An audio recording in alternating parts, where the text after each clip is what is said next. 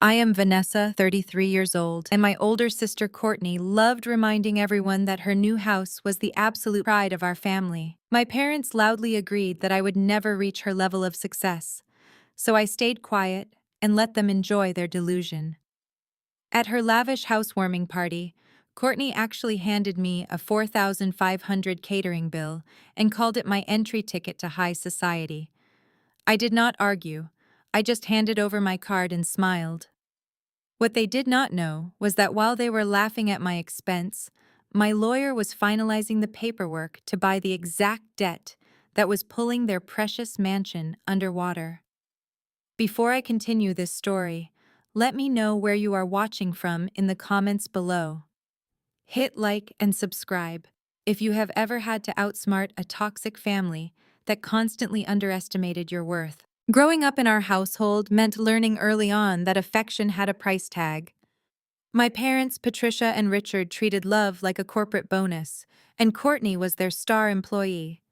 She was the golden child, the one who married a flashy finance broker named Jason, the one who carefully curated her life for social media.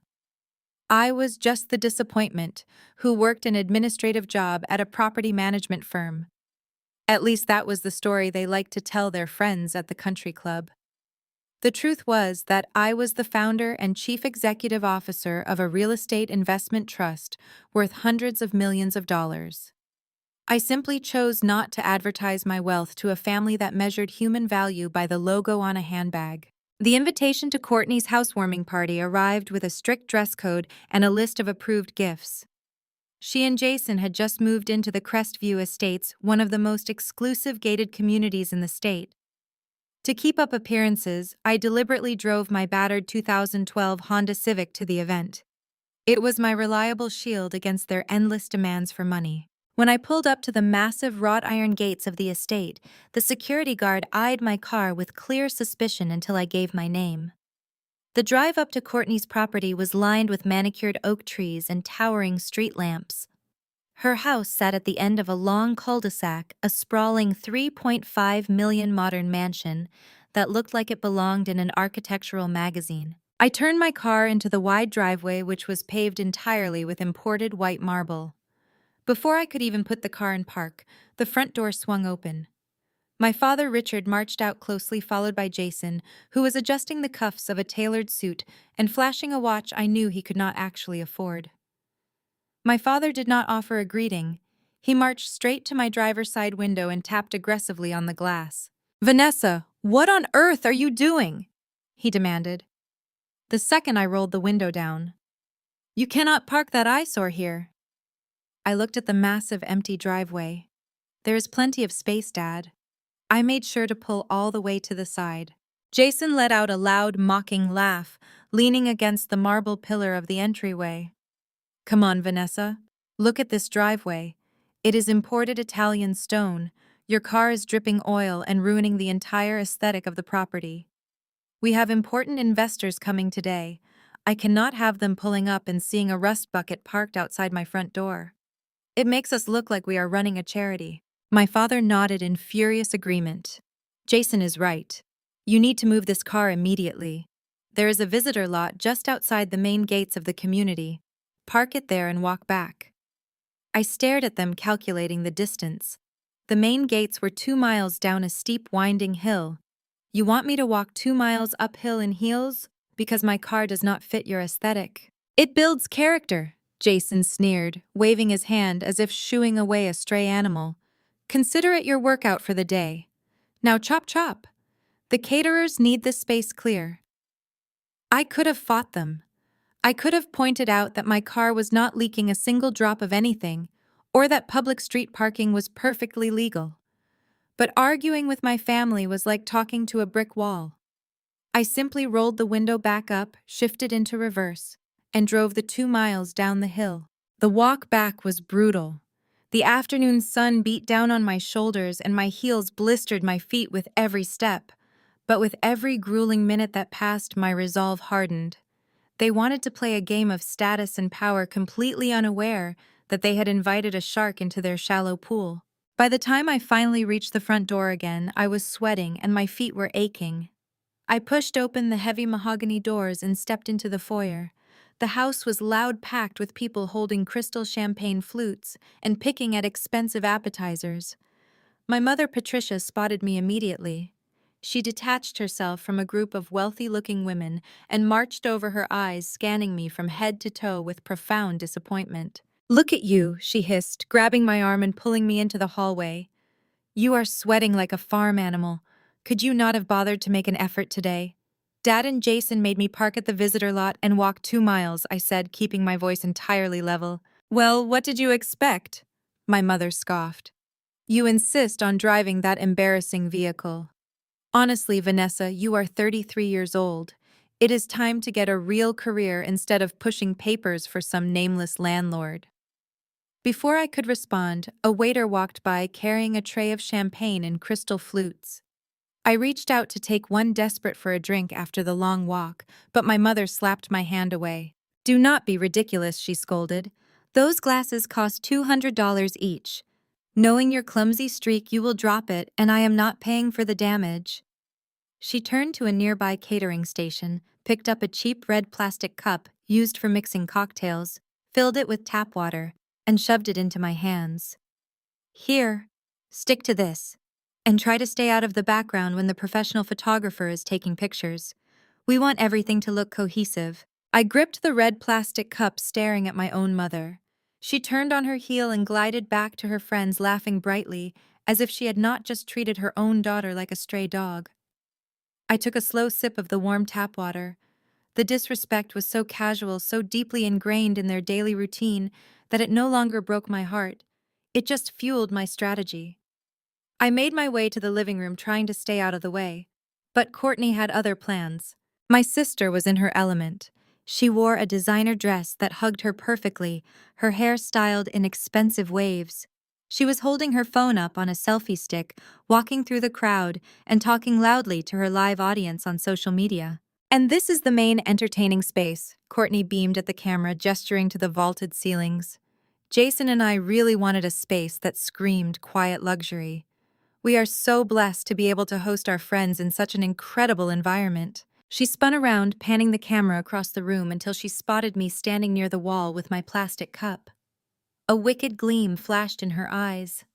She practically ran over, throwing her arm around my shoulders and dragging me tightly against her side, shoving the camera directly into my face. "And look who made it," Courtney announced to her thousands of followers, her voice dripping with fake syrupy sweetness.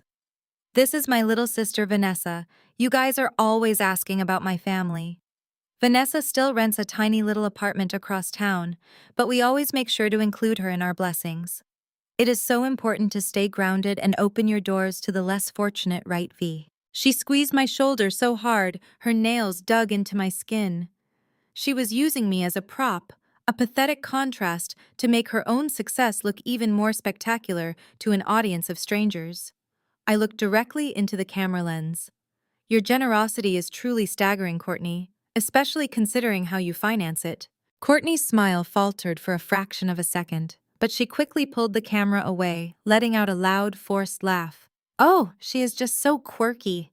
Anyway, guys, let me show you the imported marble countertops in the kitchen." She hurried away, leaving me alone once more. I leaned against the wall and watched the party unfold. Jason was holding court near the indoor fireplace, bragging loudly to a group of men about his latest financial conquests, throwing around terms like equity and asset management while clearly having no idea what he was talking about. My parents stood nearby, nodding along as if Jason were a financial genius. The evening dragged on. I stayed in my corner, drinking from my plastic cup, completely ignored by the family who had demanded I attend. Finally, the crowd began to thin out.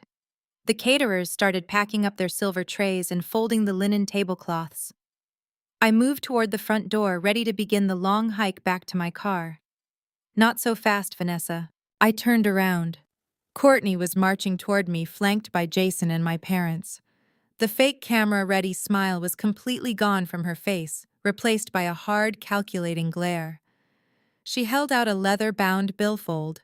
"The catering company needs to close out their tab." I looked at the billfold, then up at my sister. "And why are you handing this to me?"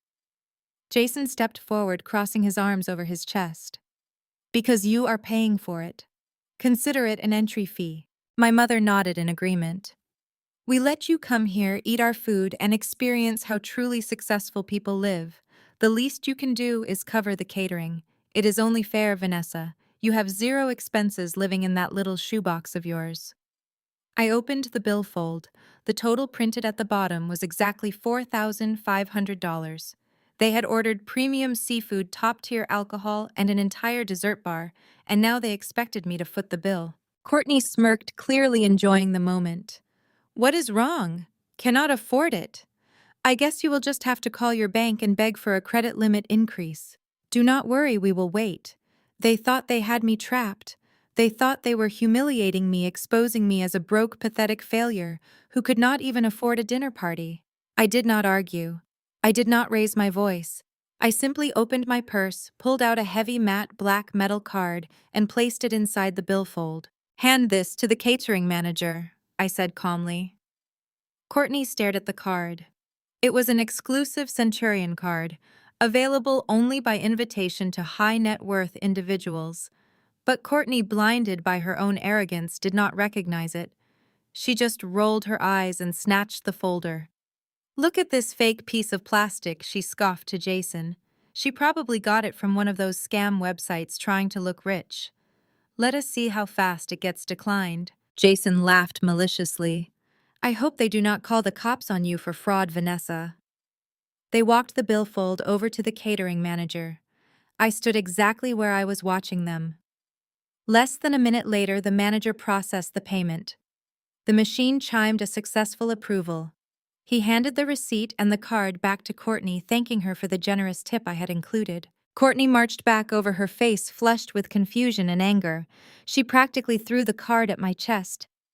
I do not know what kind of predatory loan you took out to get a limit that high, but you are going to be paying off that $4,500 for the rest of your life. Enjoy the interest rates, you idiot. Right at that exact moment, my phone vibrated in my hand. I glanced down at the screen. It was a text message from Alex, my lead corporate attorney and right-hand man at the firm. The message read, "Transaction complete. We have successfully acquired the primary creditor status for Jason's mortgage portfolio. The financial review is a disaster. He took out multiple high-interest secondary loans against the property. He is completely underwater. We hold the debt, awaiting your orders." I read the message twice, letting the reality of the situation sink in. The beautiful 3.5 million house, I was standing in the imported marble driveway, the vaulted ceilings, the designer furniture. None of it belonged to Courtney and Jason. They were drowning in debt, leveraging their lives to the absolute brink of ruin just to maintain an illusion of wealth. And now I owned that debt. I looked up from my phone.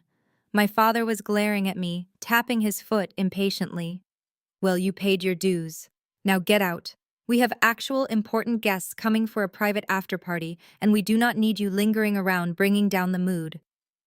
I slipped my phone back into my purse, retrieving my black card from the floor where Courtney had thrown it. I looked at my mother, who was already turning her back on me.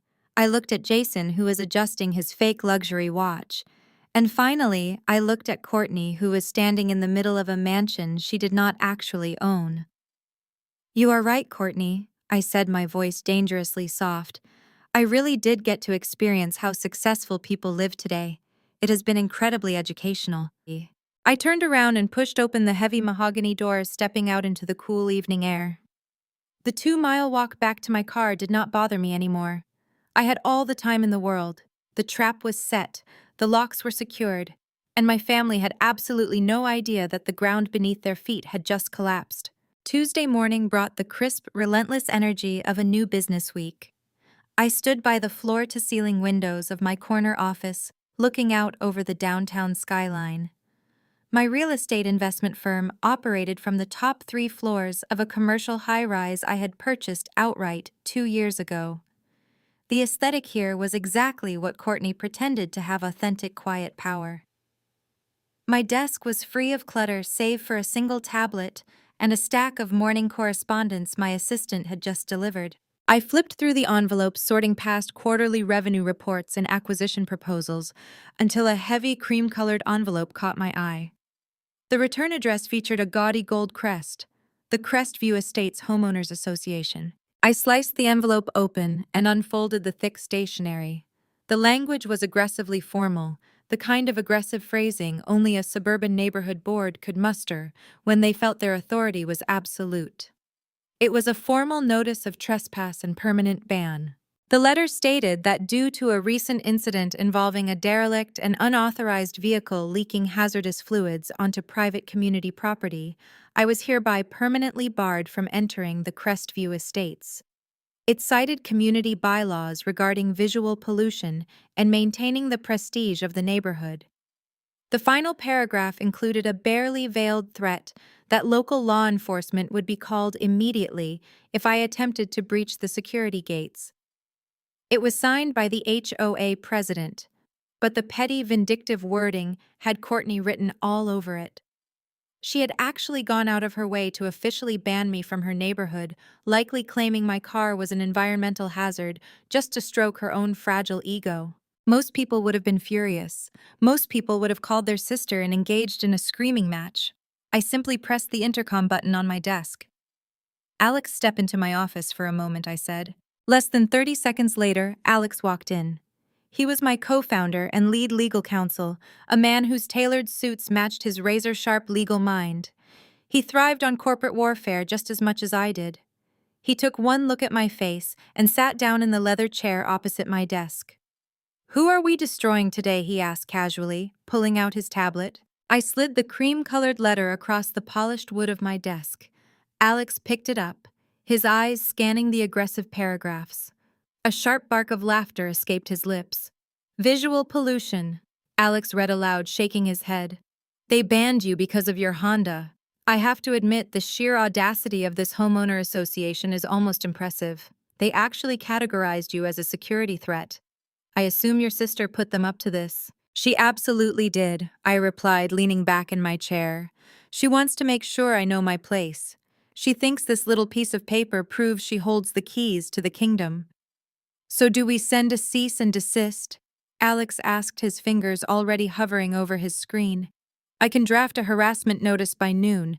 We can threaten to sue the board for defamation." I shook my head, steepling my fingers. "No. Sending a legal threat just validates their illusion of power. It tells them they successfully got under my skin. We do not react to the board. We buy the board." Alex paused, an intrigued smirk spreading across his face. "Elaborate." "Look up the property management company that oversees the Crestview Estates," one instructed. HOA boards are just figureheads. They are busybodies who like to complain about the length of their neighbor's grass. The actual enforcement, the community budget, the security contracts, the management of the gates, that is all handled by a third-party corporate entity. Find out who it is. Alex tapped rapidly on his tablet. The Crestview Estates is managed by Pinnacle Property Management. They are a mid-sized regional firm. They manage about 40 high-end gated communities and luxury condo buildings in the state. "Are they privately held?" I asked. "Yes," Alex confirmed, reading through their corporate filings. "Owned by a holding group that has been liquidating assets lately. Looks like they are cash poor and desperate to offload some of their subsidiary management companies to cover their own leverage issues." "Perfect," I said, a cold smile forming on my lips. "Initiate a hostile takeover. Use our shell corporations so they do not see our main firm coming. Offer them a buyout at 20% above market value for a fast all-cash closing. I want total controlling interest of Pinnacle Property Management, and I want it done before the end of the week." Alex raised his eyebrows, clearly impressed by the aggressive timeline. Buying an entire management company just to override a neighborhood ban. "It is ruthless, Vanessa. I love it. But you know this gives you direct control over the Crestview HOA, right? You will literally be their boss. You will dictate their community fees, approve their renovations, and control their security gates." "That is exactly the point," I replied. "Courtney wants to play neighborhood dictator. She wants to weaponize the rules of her little gated community to humiliate me, so I am going to become the rule maker. When we own Pinnacle, I want you to audit the Crestview estates immediately. Dig into every single community guideline, every architectural approval, and every fee structure. I guarantee Courtney and Jason have been cutting corners. Consider it done, Alex said, standing up and tucking his tablet under his arm. I will have the acquisition team draft the initial buyout offer within the hour. The holding group is desperate for liquidity. They will sign the papers without blinking. As Alex walked out of the office to execute the takeover, I turned my chair back to the window looking out over the city. My sister believed she had achieved the ultimate victory by locking me out of her fake plastic world. She believed that a printed letter from a suburban committee made her untouchable. She had no idea how the real world operated. In her mind, power was a big house and a luxury car. She did not understand that real power was invisible. Real power was owning the infrastructure that her life was built upon. By Friday, I would not just have the authority to tear up her pathetic ban letter. I would have the authority to dictate whether she was allowed to paint her own front door. The game had officially begun, and I was about to rewrite every single rule. The next evening, the corporate floor was entirely empty, leaving only the low hum of the air conditioning and the glow of my dual monitors illuminating my office. Alex walked in, dropping a thick leather-bound folder onto my desk alongside a secure USB drive. The due diligence on Jason's debt portfolio was complete. When we acquired the primary creditor status for his underwater mortgage, we did not just buy the right to collect his monthly payments. We bought full access to the granular details of his entire financial existence. I plugged the drive into my workstation and opened the encrypted files. What I saw over the next 2 hours was a masterclass in financial delusion. Jason carried himself like a Wall Street titan, but his actual tax returns painted the picture of a desperate man living paycheck to paycheck. His boutique brokerage firm was bleeding cash. His luxury cars were all heavily leased. His credit cards were maxed out on designer clothes, expensive dinners, and country club fees used to project an image of success he had not actually earned. The math simply did not make sense. You do not secure a traditional mortgage on a $3.5 million estate with an $80,000 annual income and a credit score hovering dangerously close to subprime territory. I leaned closer to the screen, my eyes tracking the escrow settlement statement from when they purchased the house 6 months ago. To get the bank to approve the loan, an absolutely massive down payment was required to offset Jason's terrible debt-to-income ratio. There it was on line 201, a $1 million cash wire transfer deposited directly into escrow 3 days before closing. I tapped my pen against the desk. $1 million in liquid cash does not just materialize out of thin air, especially not for a guy who was actively financing his own groceries. I needed to know exactly where that money originated. Because we now owned the mortgage note, I had full legal authorization to review the origination documents, including the proof of funds provided during underwriting. I clicked through the PDF pages until I found the wire transfer receipt. The sender was not Jason. It was not Courtney either. The routing number belonged to a joint checking account registered to Richard and Patricia. I sat back in my chair, taking a slow sip of my black coffee. My parents had funded the down payment.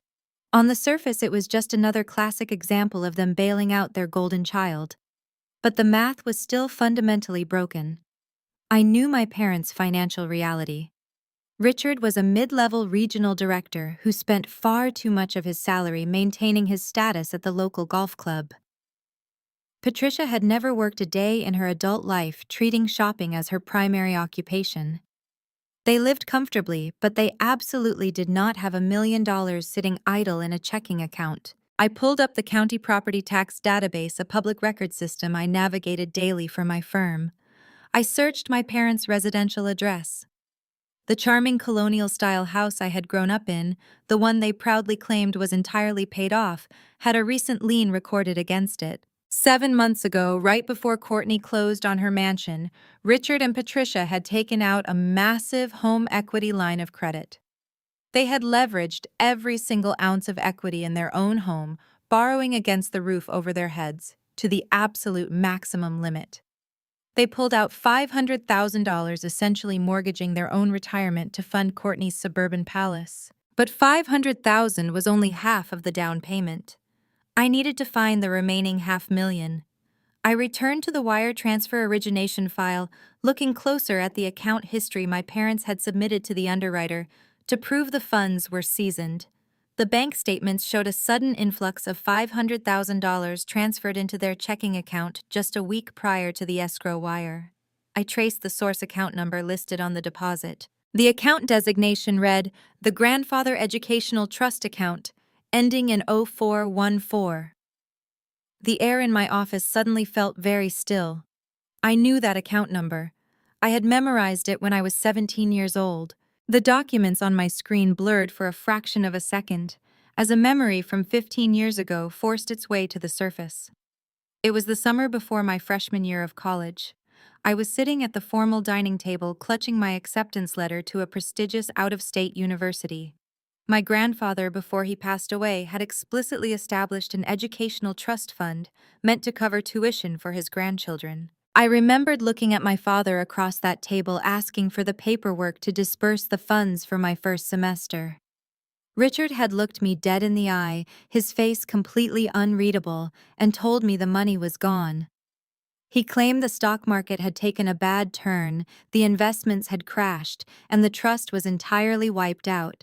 Patricia had stood behind him sipping her tea, telling me to stop acting entitled. She said I needed to face reality, get a job, and take out student loans like everyone else, because they simply could not afford to finance a useless degree. I believed them. I spent the next 10 years drowning in predatory student loan debt. I worked night shifts scrubbing floors at a commercial bakery and took double course loads just to survive. I sacrificed my youth, my sleep, and my peace of mind, believing my family was simply a victim of financial misfortune. But the money was never gone. It had not crashed in the market. Richard and Patricia had deliberately hidden it. They had hoarded my grandfather's money, letting it incubate and gather interest for a decade and a half, waiting for the perfect moment to use it. And that moment was Courtney. They drained the trust fund, entirely liquidating every last cent of the money meant for my education to pay for the marble driveway that I was forced to walk up in blistering heels. They stole my future to buy Courtney a house she could not afford with a man who was actively driving them all into bankruptcy. I did not cry. I did not throw my coffee mug against the wall. Instead, a cold, absolute clarity washed over my entire body. It was a sensation of pure, unadulterated power. Fiduciary fraud, embezzlement of a designated trust, mortgage fraud. By funneling stolen trust money into Jason's fraudulent mortgage application, they had crossed the line from toxic parenting into federal financial crimes. They had handed me the loaded gun, wrapped it in a bow, and placed it directly into my hands. I picked up my phone and dialed Alex. He answered on the first ring. "Are you looking at the origination files?" I asked, my voice ringing with a terrifying calmness. "I am," Alex replied, his tone entirely serious. "Vanessa, tell me I am misreading this. Did your parents commit trust fraud to fund this down payment?" "You are not misreading it," I said. "They leveraged their own home to the brink of foreclosure, and they embezzled $500,000 from an irrevocable trust established in my name. They committed financial suicide to buy Jason and Courtney a house." There was a brief silence on the line as Alex processed the sheer magnitude of their stupidity. "We have them," he finally said. "We have them by the throat. If we trigger the acceleration clause on Jason's debt, his house goes into foreclosure. If Jason defaults, the secondary liability hits your parents. Their house gets seized by the bank. And the trust fraud is the nail in the coffin. I can have the local authorities draft a warrant for grand larceny by tomorrow. Hold off on the police for now." I instructed, my eyes locked on the digital signature of my father on the fraudulent bank statements. "Do not alert the authorities yet. They do not get to escape into a courtroom right now. I want them to feel the walls closing in first. I want them to realize that the empire they think they rule is actually a cage I just locked." "What is our next move then?" Alex asked. "Execute the takeover of Pinnacle Property Management immediately," I ordered. "Make sure it is finalized by Thursday.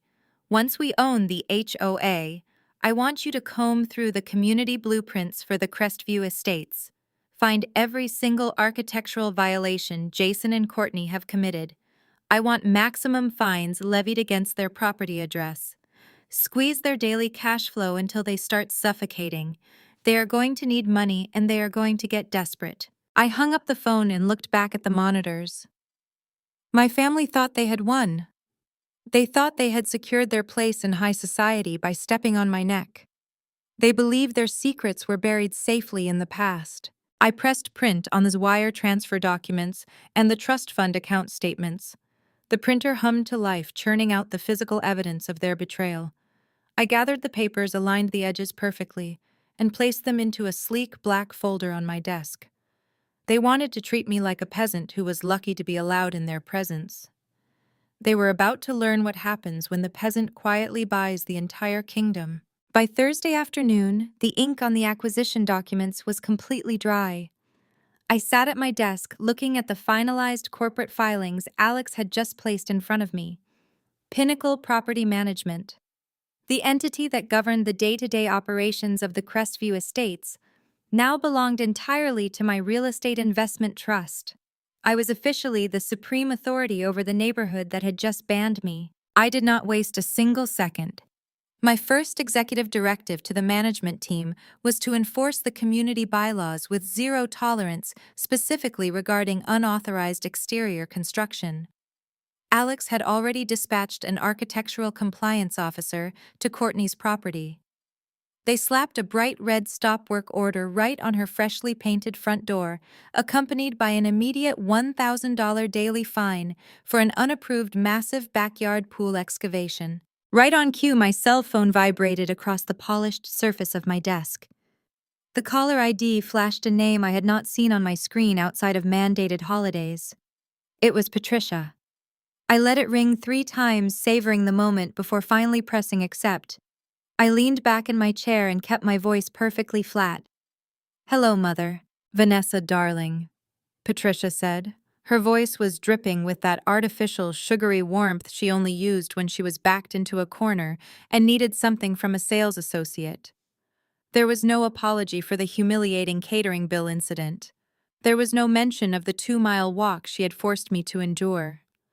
In Patricia's mind, history reset every morning to whatever narrative served her best. "I am in the middle of reviewing some financial portfolios, Mom," I said, staring at the file containing the evidence of her felony embezzlement.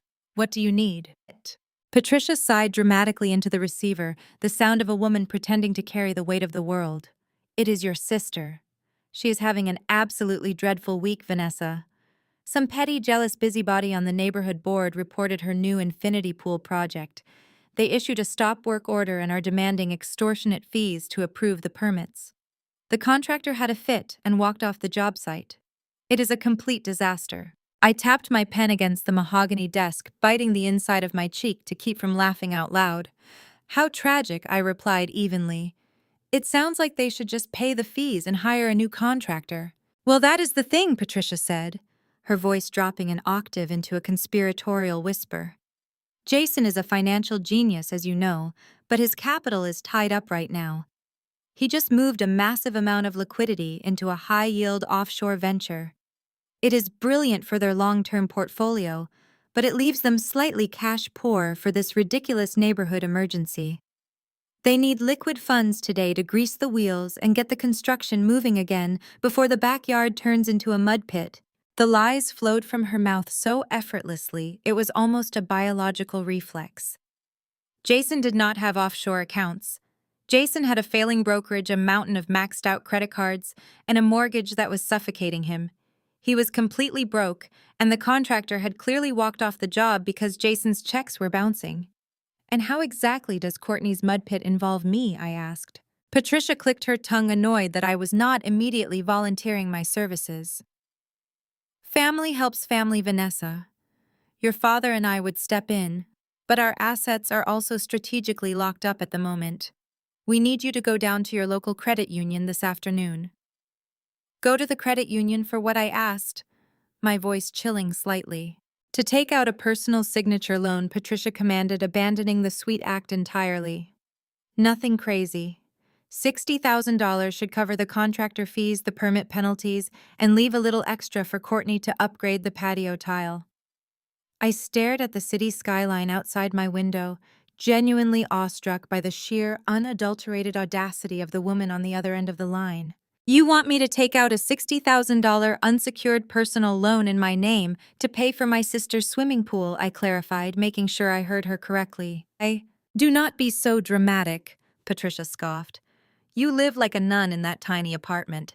You have no mortgage, no dependents, and you never go on vacation. Your credit score must be perfectly untouched, just sitting there gathering dust. It is about time you use that little bit of savings and good credit to actually contribute to this family's success. The psychological gymnastics required to make this demand were staggering. She and my father had stolen $500,000 from my educational trust fund. They had secretly funneled my grandfather's money to buy Courtney a mansion I was not even allowed to park at. And now, because the cash flow was finally drying up, and the illusion was cracking, she had the nerve to demand I saddle myself with high-interest consumer debt to fund a luxury amenity I would never be allowed to swim in. I took a slow, deep breath, letting the icy calm wash over my anger. They were desperate. The walls were closing in, and they were scrambling for a lifeline, completely unaware that they were begging the executioner for a pardon. Jason will transfer the money back to you by Christmas, Patricia promised, though we both knew it was an empty lie. Think of it as doing your part, Vanessa. It is the least you can do after embarrassing us with that awful car last weekend. If you do this, Courtney might even invite you to the pool unveiling party. I looked down at the black folder on my desk, containing the exact blueprint of their impending financial ruin. I traced the edge of the paper with my index finger, a genuine, terrifying smile spreading across my face. You make a very compelling point, Mom, I said, my voice smooth and compliant. I suppose my credit profile is exceptionally strong. It would be selfish of me to just let it sit there gathering dust when Courtney is in such desperate need. Exactly, Patricia said, letting out a loud sigh of relief. I knew you would see reason. I will text you Jason's routing number. Just wire the funds directly to his account as soon as the bank approves it. Do not worry about sending the routing number, I replied, my tone dropping into a deadly quiet register. I already have all of Jason's financial information. Tell Courtney to relax. I am going to make sure she gets exactly what she deserves. Oh, you are a lifesaver, Vanessa. I will let them know. Patricia hung up the phone, completely oblivious to the double meaning of my words. I lowered the phone and placed it gently on the desk. Alex, who had been standing silently in the doorway holding a fresh stack of legal documents, raised an eyebrow. Was that the sound of a rat stepping on the trap? Alex asked, walking into the room. No, I replied, standing up and buttoning my blazer. That was the sound of the cage locking. They are officially out of cash and begging for personal loans to cover the HOA fines we just levied against them. The facade is crumbling. Alex handed me the documents. Then you will love this. The legal team just drafted the acceleration notice for Jason's mortgage. He missed his last 2 payments, which gives us the contractual right as the primary creditor to demand the entire remaining balance of the loan immediately. I took the paperwork from his hands, feeling the heavy, satisfying weight of the impending destruction. File it, I ordered. Trigger the default.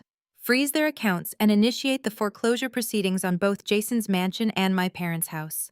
It is time to burn their fake empire to the ground. The Global PropTech and Real Estate Summit in Silicon Valley was the kind of exclusive event where billions of dollars changed hands over lukewarm espresso and artisanal pastries.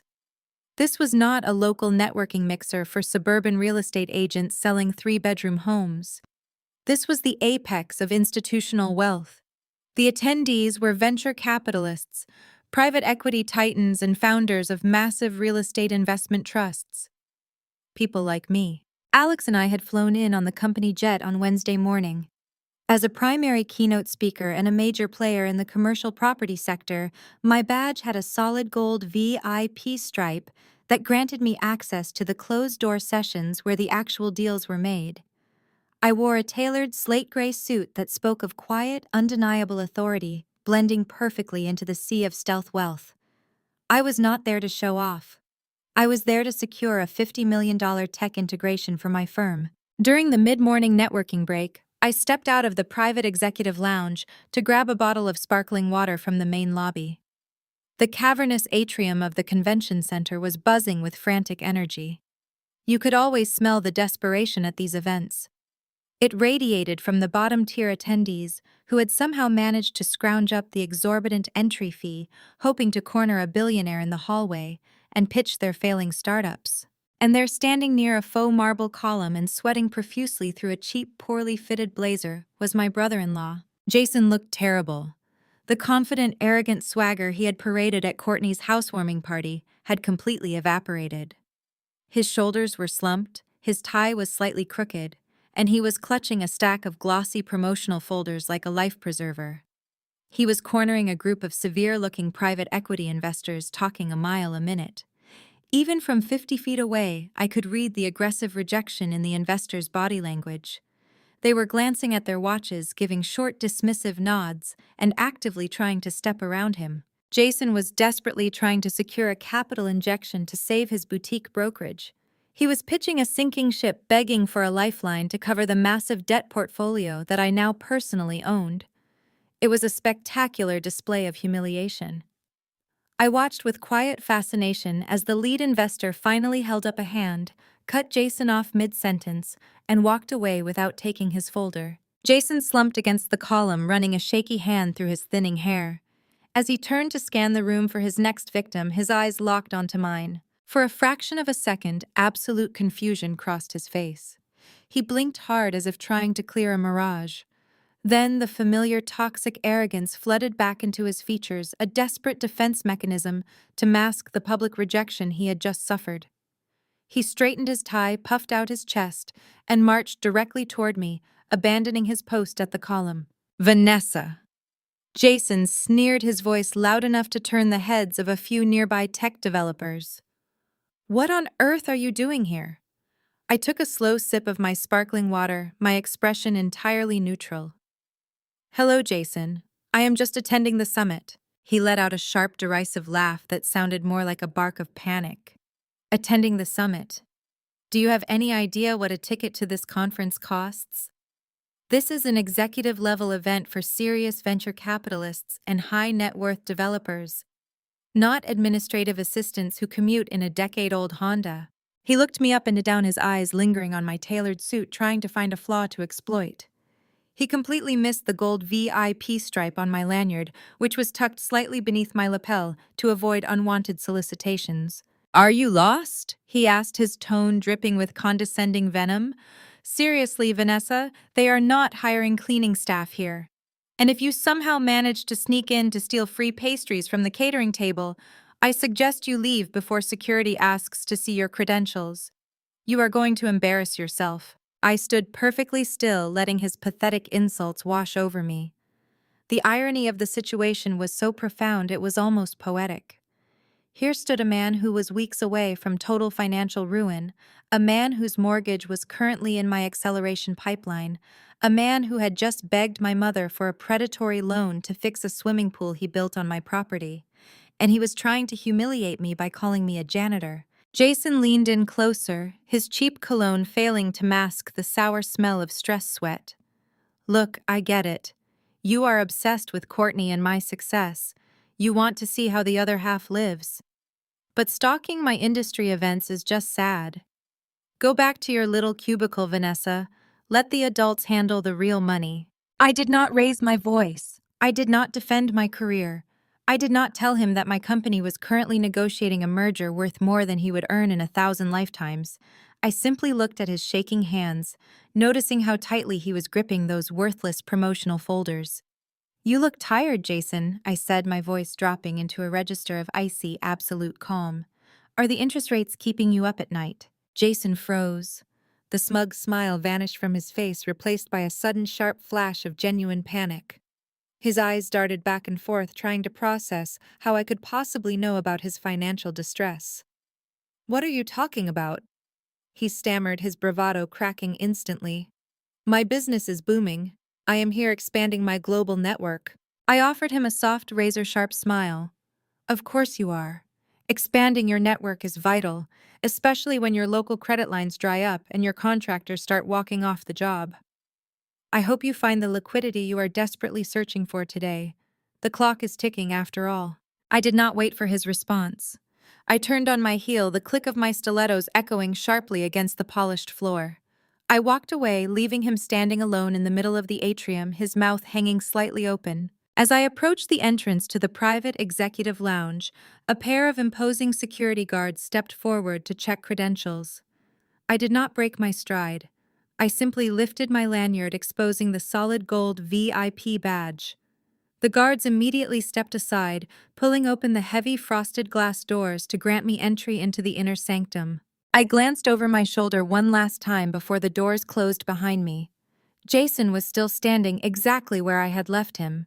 He was staring at the executive lounge doors, a place he could not buy his way into if he sold his own soul. The realization was finally dawning on him that I was not a trespasser, and I certainly was not the cleaning staff. But he still had no idea just how deep the water he was drowning in truly was. He thought he was swimming with sharks in Silicon Valley, completely unaware that the apex predator had already swallowed his entire ocean. I walked into the lounge, took my seat beside Alex at the investors' table, and prepared to watch Jason's empire burn. The flight back from Silicon Valley had been quiet. I spent the journey reviewing the final transition documents for Pinnacle Property Management. By the time my private jet touched down on the tarmac, the acquisition was fully legally binding. I was no longer just the primary creditor holding the note on Jason and Courtney's underwater mortgage. I was the absolute reigning authority over the very ground their house was built upon. Monday morning, the real work began. I sat in my office with Alex spreading the Crestview Estates community bylaws across my desk. The document was 80 pages of dense suburban architectural regulations, neighborhood covenants, and penalty structures. To the average homeowner, it was a boring packet of rules to shove into a kitchen drawer. To me, it was a loaded weapon. I want a full community audit initiated by noon, I told Alex, circling a specific clause in the bylaws with my fountain pen. Instruct our new proxy board members at Pinnacle to declare a state of financial emergency regarding the neighborhood reserve funds. Alex leaned over the desk, reading the clause. A special assessment fee. You are going to hit the entire neighborhood with an emergency cash demand. Exactly, I replied. The bylaws clearly state that the management company can levy an immediate special assessment if the community infrastructure requires unforeseen maintenance. Draft a notice regarding the degradation of the main security gates and the perimeter fencing. Bill every single household in the Crestview Estates a mandatory special assessment fee of $15,000, due in 30 days, non-negotiable. Alex smiled, his pen flying across his legal pad. For the actual billionaires in the neighborhood, $15,000 is pocket change. They will just write the check and complain to their accountants. But for Jason, it is a financial kill shot, I finished. He does not have $15,000 to spare. He does not even have $1,500. When he fails to pay the special assessment by the deadline, the homeowner association is legally entitled to place an immediate lien on the property. That lien will trigger a default clause in his mortgage agreement, the same mortgage agreement that we also own. It was a beautifully vicious cycle. We were squeezing him from the top and the bottom simultaneously, but the special assessment was just the broad stroke. I wanted to apply surgical pressure directly to Courtney. Let us review the architectural compliance report for their specific address, I said, opening a separate file on my tablet. Our inspector visited the property last week when we issued the initial stop work order on the swimming pool. What is the current status? Alex pulled up the digital photographs taken by our field agent. The backyard is a disaster zone. The contractor they hired did a massive excavation, hit a utility line, and then abandoned the job site when Jason's first installment check bounced. There is currently a 40-foot crater in the ground. I studied the photographs. The gaping hole of dirt in Courtney's meticulously curated backyard was a perfect physical representation of her life. Issue a formal notice of critical violation, I commanded. Cite them for unauthorized excavation, creating an attractive nuisance, and altering the natural drainage plane of the community property. The initial fine is $5,000. Furthermore, invoke the community beautification mandate. They have exactly 14 days to completely fill the hole, compact the soil, and restore the landscaping to its original approved condition. And if they fail to meet the 14-day deadline, Alex asked, knowing full well what my answer would be, then the daily compounding fines increase from $1,000 a day to $3,000 a day. I said, my voice completely devoid of sympathy. Add in a few extra citations just to keep them busy. Fine them $500 for the unapproved paint color on their exterior trim. Fine them another $500 for having construction debris visible from the street. I want an avalanche of certified mail hitting their doorstep every single morning. I want them to dread the sound of the mail carrier. By Tuesday, the invisible machinery of my corporate infrastructure was operating at full capacity. I sat at my desk monitoring the digital dashboard that tracked the financial accounts we had frozen and the notices we had dispatched. I did not need to yell. I did not need to send angry text messages or engage in petty family drama. I was executing a masterclass in bureaucratic warfare. According to the tracking data, the first wave of certified letters hit Courtney and Jason's mailbox on Wednesday morning. I could only imagine the scene in their kitchen as they ripped open the thick envelopes stamped with the Pinnacle Property Management logo. First, the $15,000 special assessment demand. Next, the $5,000 fine for the pool. Then the mandate to spend thousands more to fill the hole they had just dug. The financial bleeding was catastrophic. By Thursday afternoon, the desperation began to manifest exactly as I had predicted. The property management call center logs showed a frantic sequence of incoming calls from Jason's phone number. He was demanding to speak to the board of directors. He was demanding an emergency hearing. He was shouting at the customer service representatives, threatening to sue the management company for harassment. The representatives, following the strict protocols Alex had put in place, simply read from their scripts. They informed him that the board did not take direct calls from residents. They told him all appeals had to be submitted in writing and accompanied by a non-refundable administrative review fee of $500. It was a flawless, impenetrable wall of corporate red tape. Jason was trying to punch a ghost. He had no idea that the faceless corporate entity denying his appeals and draining his bank accounts was sitting in a high-rise office downtown, drinking an iced latte and approving his destruction with the click of a mouse. As the week progressed, the trap tightened. Alex provided daily briefings on their collapsing financial architecture. Jason tried to pull cash from his business accounts to cover the immediate HOA fines Alex reported during our Friday afternoon strategy meeting. But because we triggered the acceleration clause on his commercial debts, the bank flagged the withdrawal. His business accounts are now officially frozen pending review. He has zero liquidity. What about the credit cards? I asked, pulling up the monitoring software. Maxed out, Alex replied. Every single one of them. He even tried to apply for a rapid, high-interest payday loan online, but his credit score has tanked so hard in the last 30 days that the automated algorithms auto-rejected him. He is suffocating. And Courtney, I inquired, how is my sister handling the stress of impending poverty? Alex smirked, tapping a file on his tablet. That is the most interesting part. She is completely in denial. Our surveillance of her public social media accounts shows she is still posting photos of designer handbags and complaining about how hard it is to find good contractors for her luxury pool. She is actively pretending everything is fine while her husband is having a financial heart attack in the next room. I nodded slowly. Courtney's narcissism was her most predictable trait. She would rather burn in a house fire than admit she could not afford the water to put it out. She would desperately cling to her fake wealthy persona until the exact moment the sheriff arrived to drag her out by her designer collar.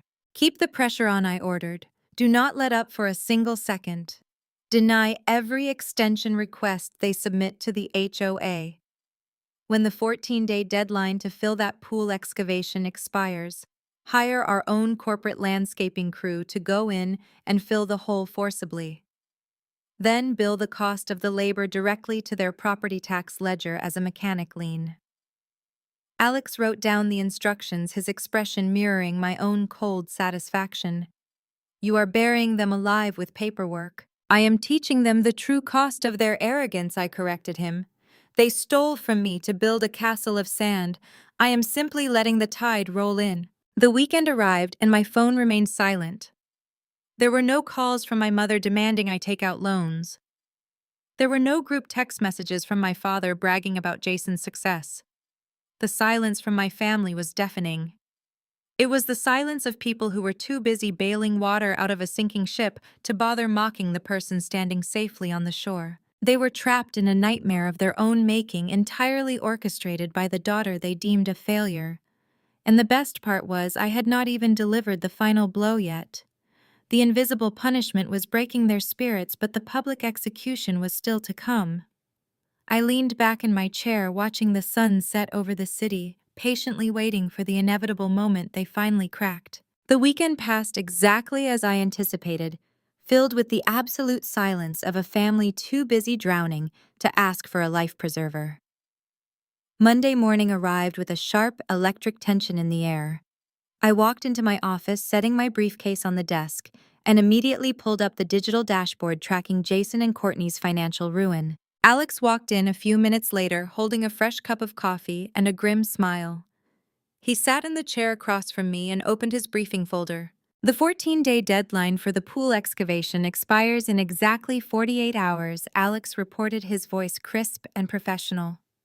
Our corporate landscaping crew is on standby. The moment the clock strikes midnight on Wednesday, they will mobilize with heavy machinery, fill the crater in her backyard, and slap a mechanic lien directly onto the property deed for the labor costs. Jason's bank accounts remain frozen. He has been making frantic calls to offshore lenders, but his credit profile is so toxic that nobody will even pick up the phone. I nodded, taking a sip of my own coffee. The pressure cooker was operating at maximum capacity. It was only a matter of time before the steam blew the lid off. Right on cue, my cell phone illuminated on the desk. The caller ID displayed a name that made me pause. It was Courtney. I glanced at Alex, tapping the screen to show him the name. He leaned forward, visibly intrigued. I pressed the answer button and put the phone on speaker, placing it squarely in the center of the mahogany desk.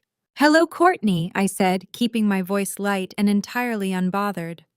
Vanessa, her voice blasted through the speaker. It was loud, brittle, and pitched unusually high. It was the exact tone she used when she was on the verge of a panic attack, but desperately trying to project absolute dominance. "I am just so utterly exhausted. You have absolutely no idea how stressful it is to manage a multi-million-dollar estate. It is practically a full-time job." I made eye contact with Alex, who was silently mouthing the word delusional. "I can only imagine," I replied smoothly. "Is everything all right at your beautiful new home?" "Oh, it is just administrative nonsense," Courtney scoffed, adopting an exaggerated sigh of aristocratic burden. "We are dealing with some incredibly jealous people on the neighborhood board. They are trying to extort us with ridiculous fees because they cannot handle the fact that Jason and I are upgrading our property value. They actually had the nerve to issue a stop work order on our custom infinity pool. Can you believe the audacity of these suburban peasants?" It took an immense amount of physical control to keep my face completely blank. The suburban peasant she was complaining about was currently sitting in a corner office downtown, holding the deed to her life. "That sounds incredibly frustrating," I offered, feeding her delusion. "It is beyond frustrating, it is harassment," she snapped, her voice tightening with genuine anger before she quickly forced a fake laugh to cover it up. "But Jason is having his lawyers handle it. We are probably going to sue the homeowner association for defamation. Anyway, I did not call to bore you with rich people problems. I actually called because Jason and I are celebrating our wedding anniversary next week." "Congratulations," I said flatly. "Thank you," Courtney preened.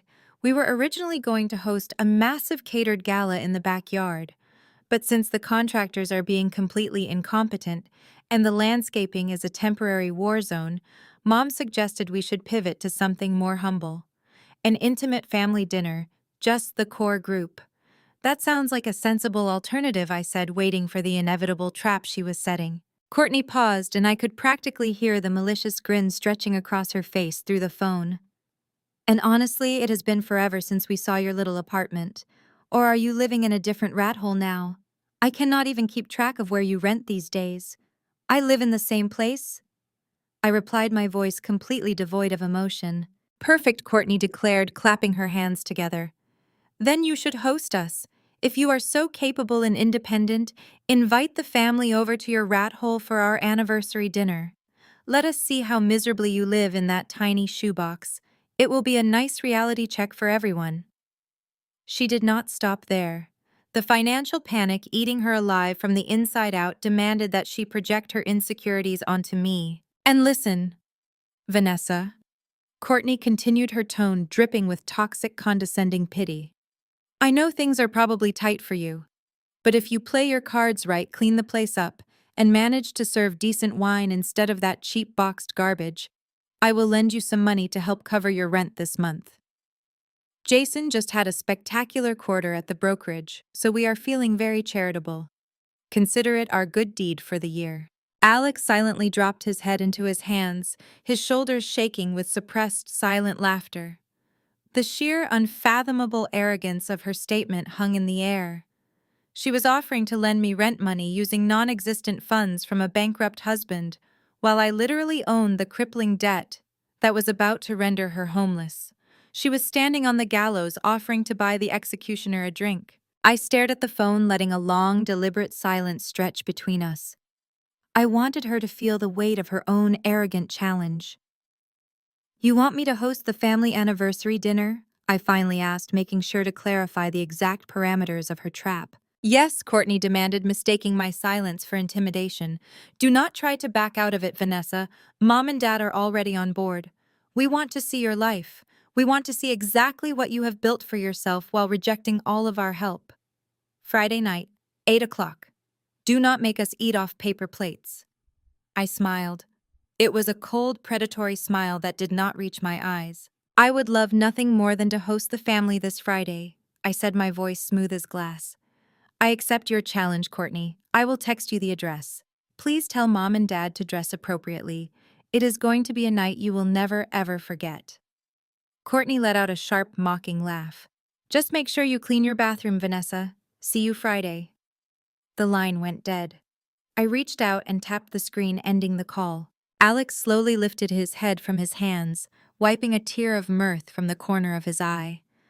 I have negotiated against cutthroat corporate raiders, sociopathic hedge fund managers, and ruthless foreign investors, he said, shaking his head in absolute disbelief.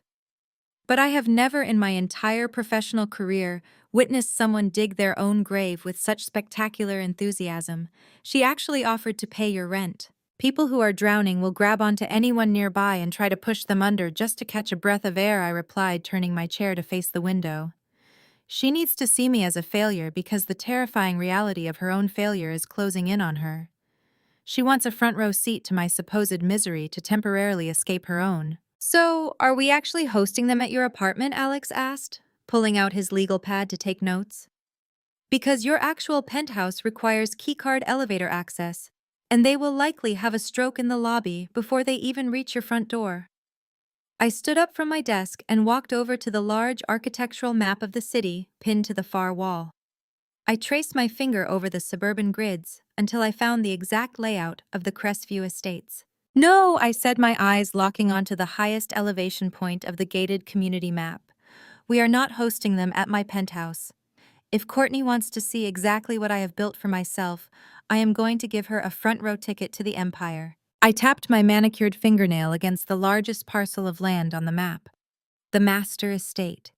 The $15 million crown jewel of the Crestview neighborhood, built specifically for the supreme developer of the project, a property that my real estate trust had acquired the deed to 3 months ago and kept completely vacant for corporate retreats. Send a cleaning crew and a private catering team to the Master Estate immediately, I ordered, turning back to Alex.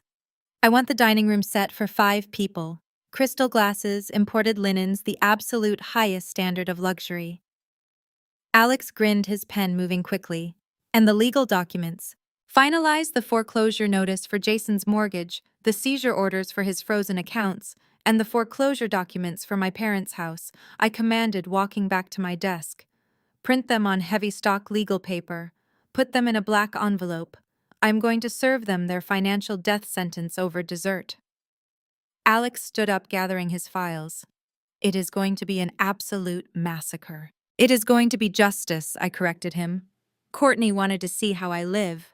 I'm going to show her that she is just a trespasser in a world I completely own. Send the address to her phone on Friday morning. Tell security at the main gate to expect them. The trap is set.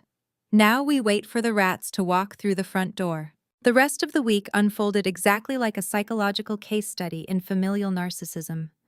My phone became a constant stream of notifications lighting up my polished desk with a relentless barrage of condescension. They had created a group chat titled Family First Years Ago, a digital space they primarily use to coordinate their country club schedules and exchange photos of Courtney's designer purchases. I kept the chat on mute, but for the next 3 days, I watched the messages pour in with profound fascination. Patricia fired the first shot on Wednesday morning. Vanessa, please ensure you scrub your bathroom floors with actual bleach, Patricia wrote. Jason has very sensitive sinuses and cannot be exposed to whatever mold is surely growing in your apartment building. Also, please hide any of your cheap plastic cups. We will be drinking wine, and I absolutely refuse to sip a Cabernet out of a promotional souvenir mug. If you do not have actual glassware, let me know so I can bring my own. I read the message while sitting in the back of my chauffeured town car, heading to a private meeting with commercial zoning officials. I typed back a simple, compliant response. Everything will be spotless and perfectly sanitized, Mom. You will not have to worry about a thing. Less than an hour later, my father Richard entered the chat. He always approached these situations with the heavy-handed arrogance of a man who believed his mere presence was a gift to the lower classes. I checked the crime statistics for your zip code, Vanessa, Richard texted. It is absolutely appalling. Are we going to need private security just to park my Mercedes on your street? I expect you to be standing outside on the sidewalk to guide us in. I am not wandering around some poorly lit, dangerous slum looking for your unit number. Make sure the path is clear. I am handling the security arrangements personally, Dad, I replied, my thumbs flying across the screen. The parking situation will be incredibly secure. You will drive right up to the door. Courtney could not resist chiming in to secure her role as the benevolent, pitying matriarch of my supposed misery. She needed to remind everyone of her imaginary high ground. Mom. Dad, please leave her alone. Courtney texted, adding a heart emoji to soften the toxic blow.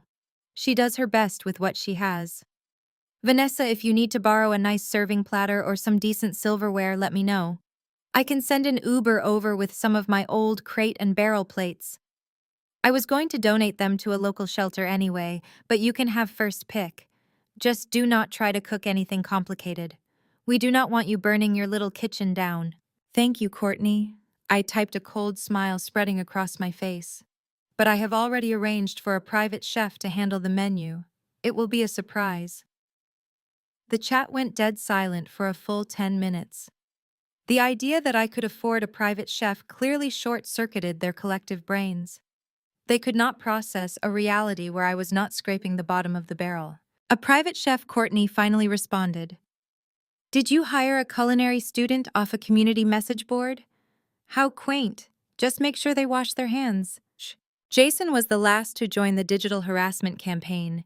He had been completely silent all week, which I knew from Alex's daily briefings was because he was spending 14 hours a day hyperventilating in his home office, trying to secure predatory bridge loans that kept getting automatically denied. But Jason's ego was a terminal illness. Even as the water filled his lungs, he had to pretend he was walking on water. Make it quick on Friday. Jason texted the group, his tone aggressive and dismissive. I have an early tea time on Saturday morning with some heavy-hitter investors. I do not have the energy to spend all night sitting in a cramped living room making small talk. We eat, we toast, we leave. I looked at Jason's message and let out a soft laugh. He was not playing golf with heavy-hitter investors on Saturday morning. I knew for an absolute fact that his exclusive country club had suspended his membership on Tuesday afternoon due to 3 consecutive months of unpaid dues. He was not allowed past their front gates. He was maintaining a hallucination of wealth while staring directly into the barrel of complete financial ruin. I will make sure the pacing of the evening suits your busy schedule, Jason, I replied. We will get straight to business after dessert. The psychological warfare they were waging through their cell phones was intoxicating. They were actively writing the script for their own public execution. Every insult, every condescending piece of advice, every arrogant demand simply validated the ruthless actions I was about to take. They were practically begging me to destroy them. By Thursday evening, Patricia was sending me frantic micromanaging reminders. "Do not serve tap water," Patricia texted. "Make sure the apartment smells like citrus, not whatever cheap air freshener you usually buy. Dress appropriately, Vanessa. No stretched out sweaters. This is an anniversary dinner, not a pajama party." I sat in my penthouse overlooking the shimmering lights of the downtown skyline. My private chef had just cleared my dinner plate, a perfectly seared cut of Wagyu beef, paired with a vintage red wine that cost more than my parents' monthly mortgage payment. I looked around my minimalist, ultra-luxury space. The artwork on my walls was museum quality. The floors were imported heated stone. I lived in a fortress of wealth that they could not even begin to comprehend. "I promise, Mom," I texted back, taking a sip of my wine. "I will be wearing a tailored suit and the venue will exceed your wildest expectations. Just wait until you see what I have prepared for you." They read the message. None of them replied. They were likely rolling their eyes, assuming my idea of exceeding expectations meant I had finally purchased matching napkins. They went to sleep that Thursday night feeling utterly superior, secure in their delusion that they were the kings and queens of their suburban castle, preparing to descend from their thrones to pity the court jester. They slept soundly, completely unaware that the execution orders had already been signed, stamped and sealed in a black envelope sitting on my desk. Friday morning broke with a crisp, unrelenting clarity over the financial district. I sat at my desk well before regular business hours, watching the city below wake up to the harsh reality of commerce. Today was the day. The final pieces of the invisible guillotine were locking into place, and the execution was scheduled for 8 o'clock tonight. Alex strode into my office precisely at 8 in the morning. He did not bother knocking, and he was not holding his usual digital tablet. Instead, he carried 2 thick manila legal folders. His face was a mask of absolute predatory satisfaction. The kind of look a corporate attorney only gets when a flawless legal strategy crosses the finish line without a single snag. He dropped the first folder directly onto the center of my desk. The heavy thud echoed in the quiet office. Signed, sealed, and officially filed with the county clerk, Alex announced, his voice ringing with triumph. The commercial court judge approved the expedited foreclosure on Jason and Courtney's property at exactly 4:30 yesterday afternoon. The gavel has officially dropped. I reached out and opened the folder, my eyes scanning the dense legal jargon printed on the heavy stock paper. It was an order of foreclosure and a writ of possession. Jason had been playing a dangerous game of financial roulette, assuming he could hide behind the standard grace periods and bureaucratic delays that typical retail banks offered to struggling homeowners. He thought he could dodge phone calls and file endless frivolous extensions to stall the inevitable. But he was not dealing with a slow-moving retail bank. He was dealing with my real estate investment trust, a corporate entity that specialized in aggressive debt acquisition and rapid asset liquidation. Because Jason had layered his initial mortgage with predatory high-yield mezzanine debt to fund his fake luxury lifestyle, he had unknowingly signed away his standard residential protections. He had agreed to an acceleration clause with zero cure period. The moment he defaulted, we had the legal right to seize the underlying asset immediately. And we did.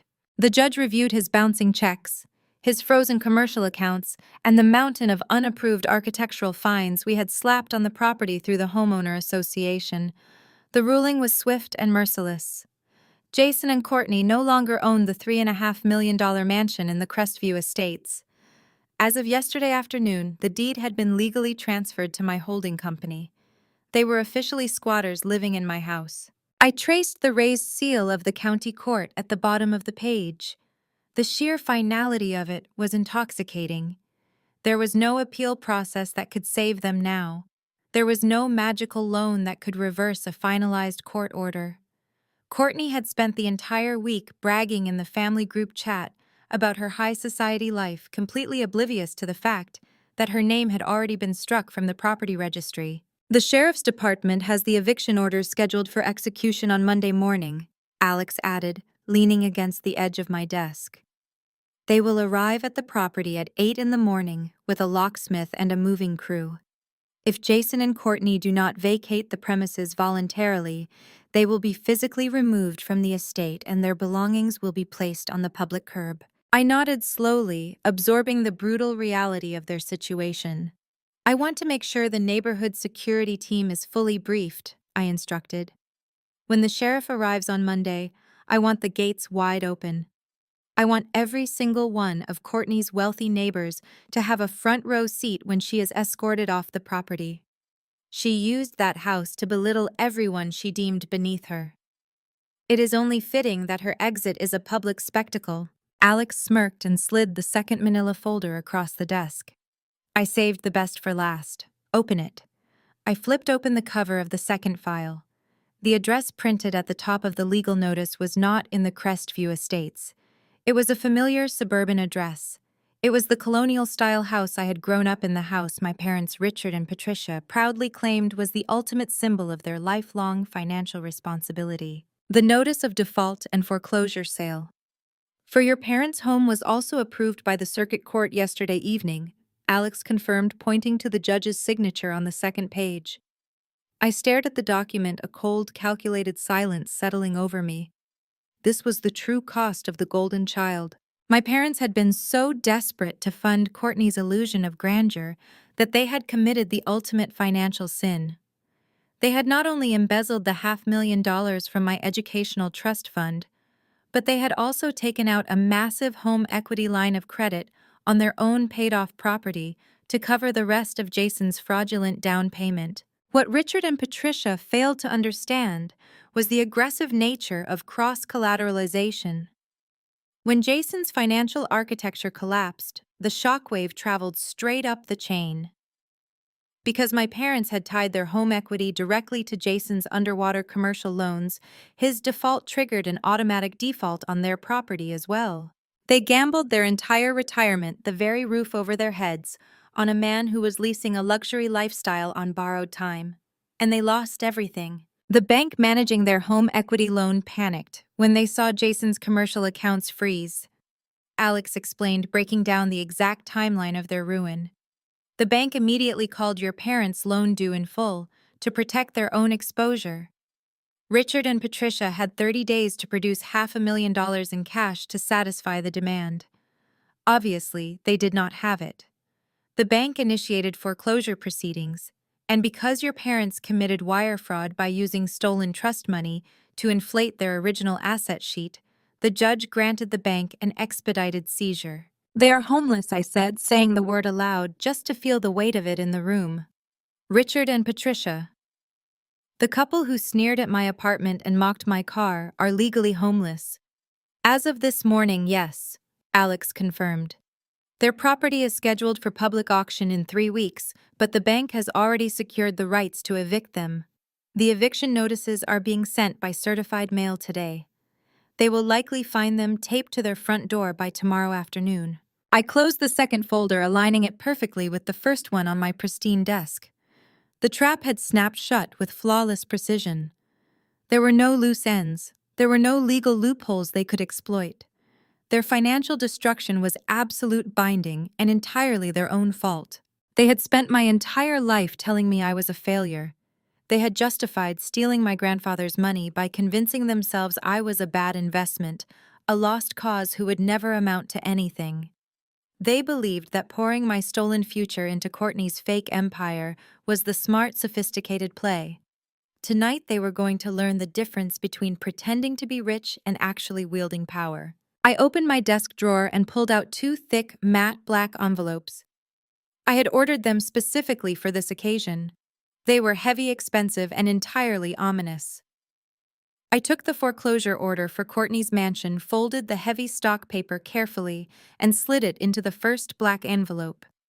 I sealed it with a stark silver wax stamp bearing the logo of my real estate investment trust. Then I took the foreclosure order for my parents' home, along with the printed banking evidence proving they had embezzled my educational trust fund.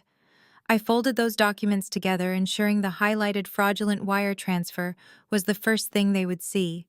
I slid them into the second black envelope and sealed it with the same silver wax. I handed both sealed envelopes to Alex. "I want these placed at the center of the dining table at the master estate tonight," I directed. "Put Courtney's envelope on her designated dinner plate. Put my parents' envelope between Richard and Patricia's place settings. I want them staring at their own execution warrants through the entire appetizer course."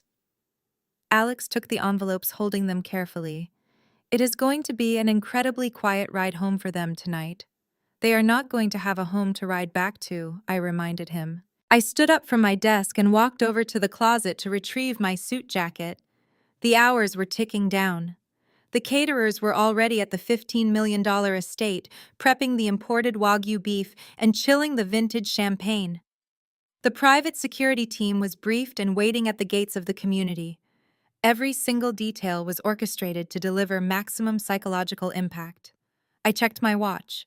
It was time to send the final piece of bait. I picked up my cell phone and opened the toxic family group chat. The last messages were still sitting there from Thursday night, Patricia demanding I hide my cheap plastic cups, and Jason arrogantly demanding a quick dinner so he could go to his fake golf game. I typed out a single, precise message. "The address for tonight's anniversary dinner is 100 Summit Ridge Drive. Please arrive at exactly 8 o'clock. Give your names to the security detail at the main gate, and they will grant you access. I look forward to hosting you all."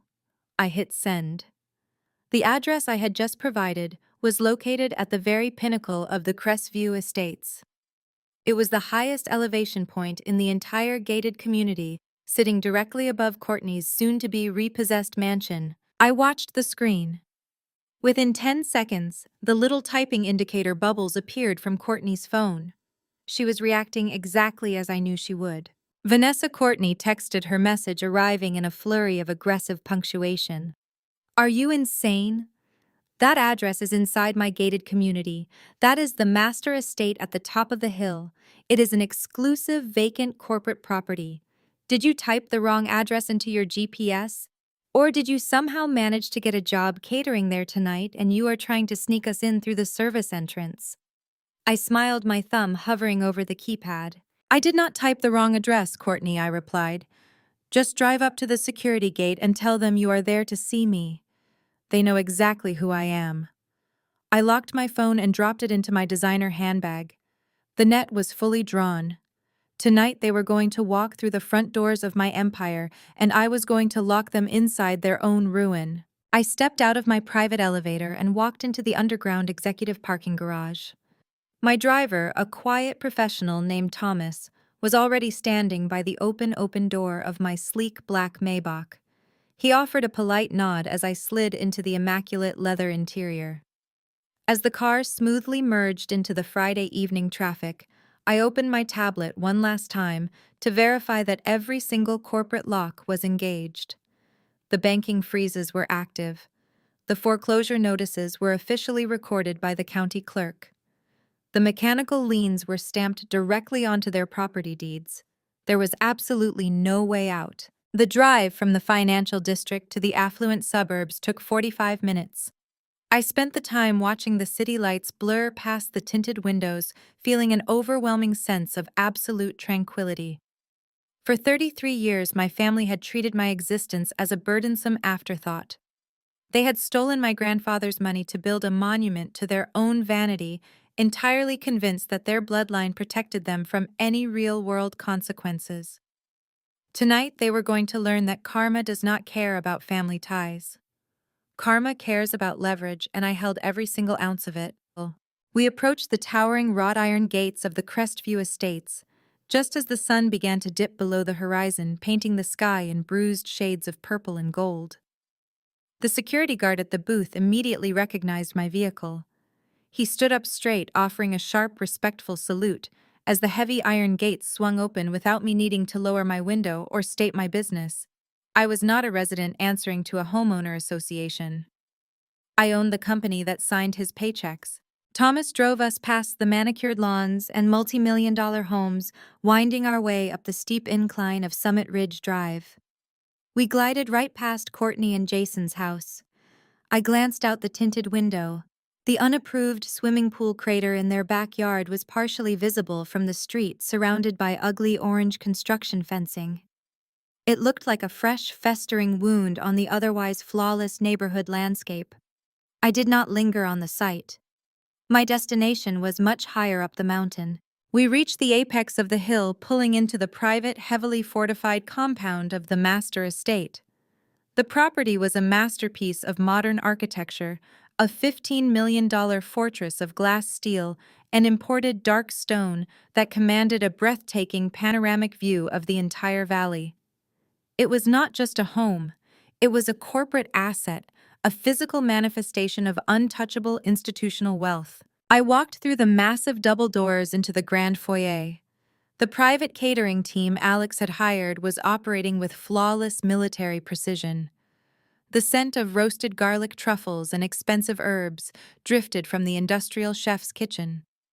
A seasoned sommelier was carefully decanting a bottle of red wine that cost more than Jason's first car.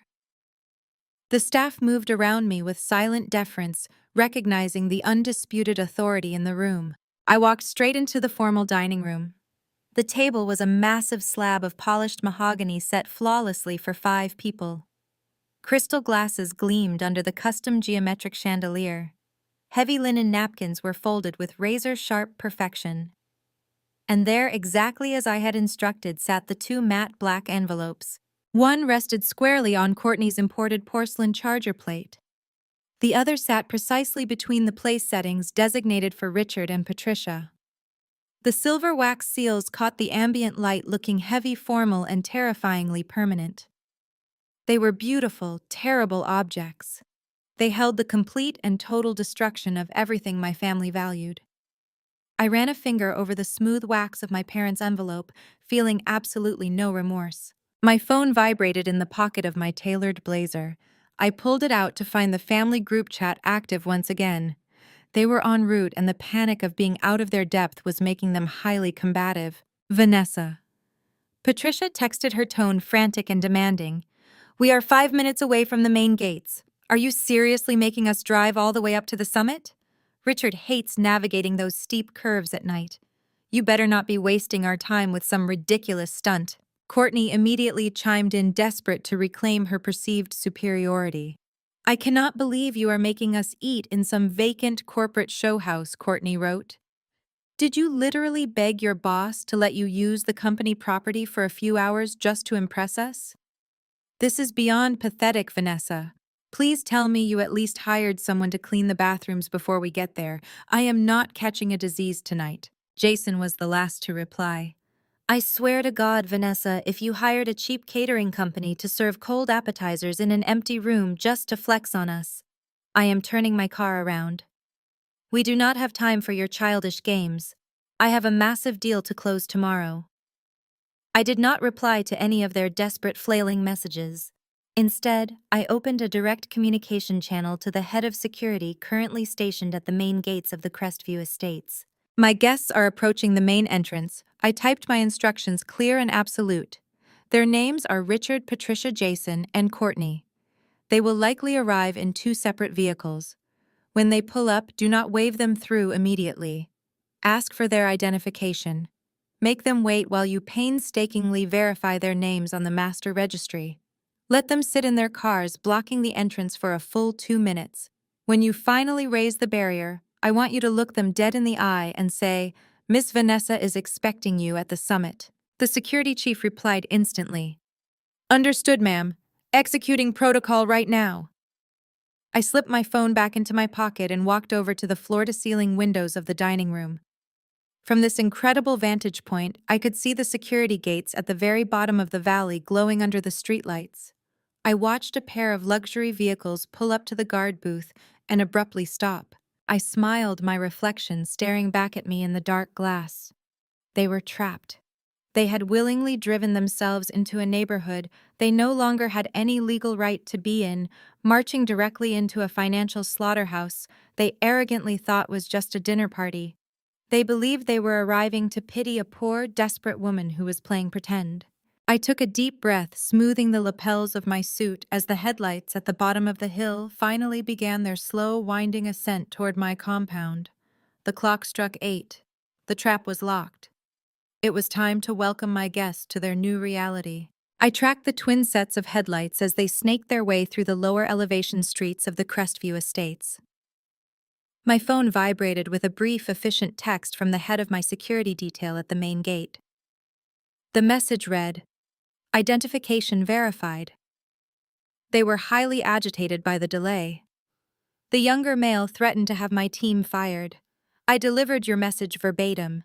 They are proceeding to the summit." I slipped the phone into my pocket, a cool wave of satisfaction washing over me.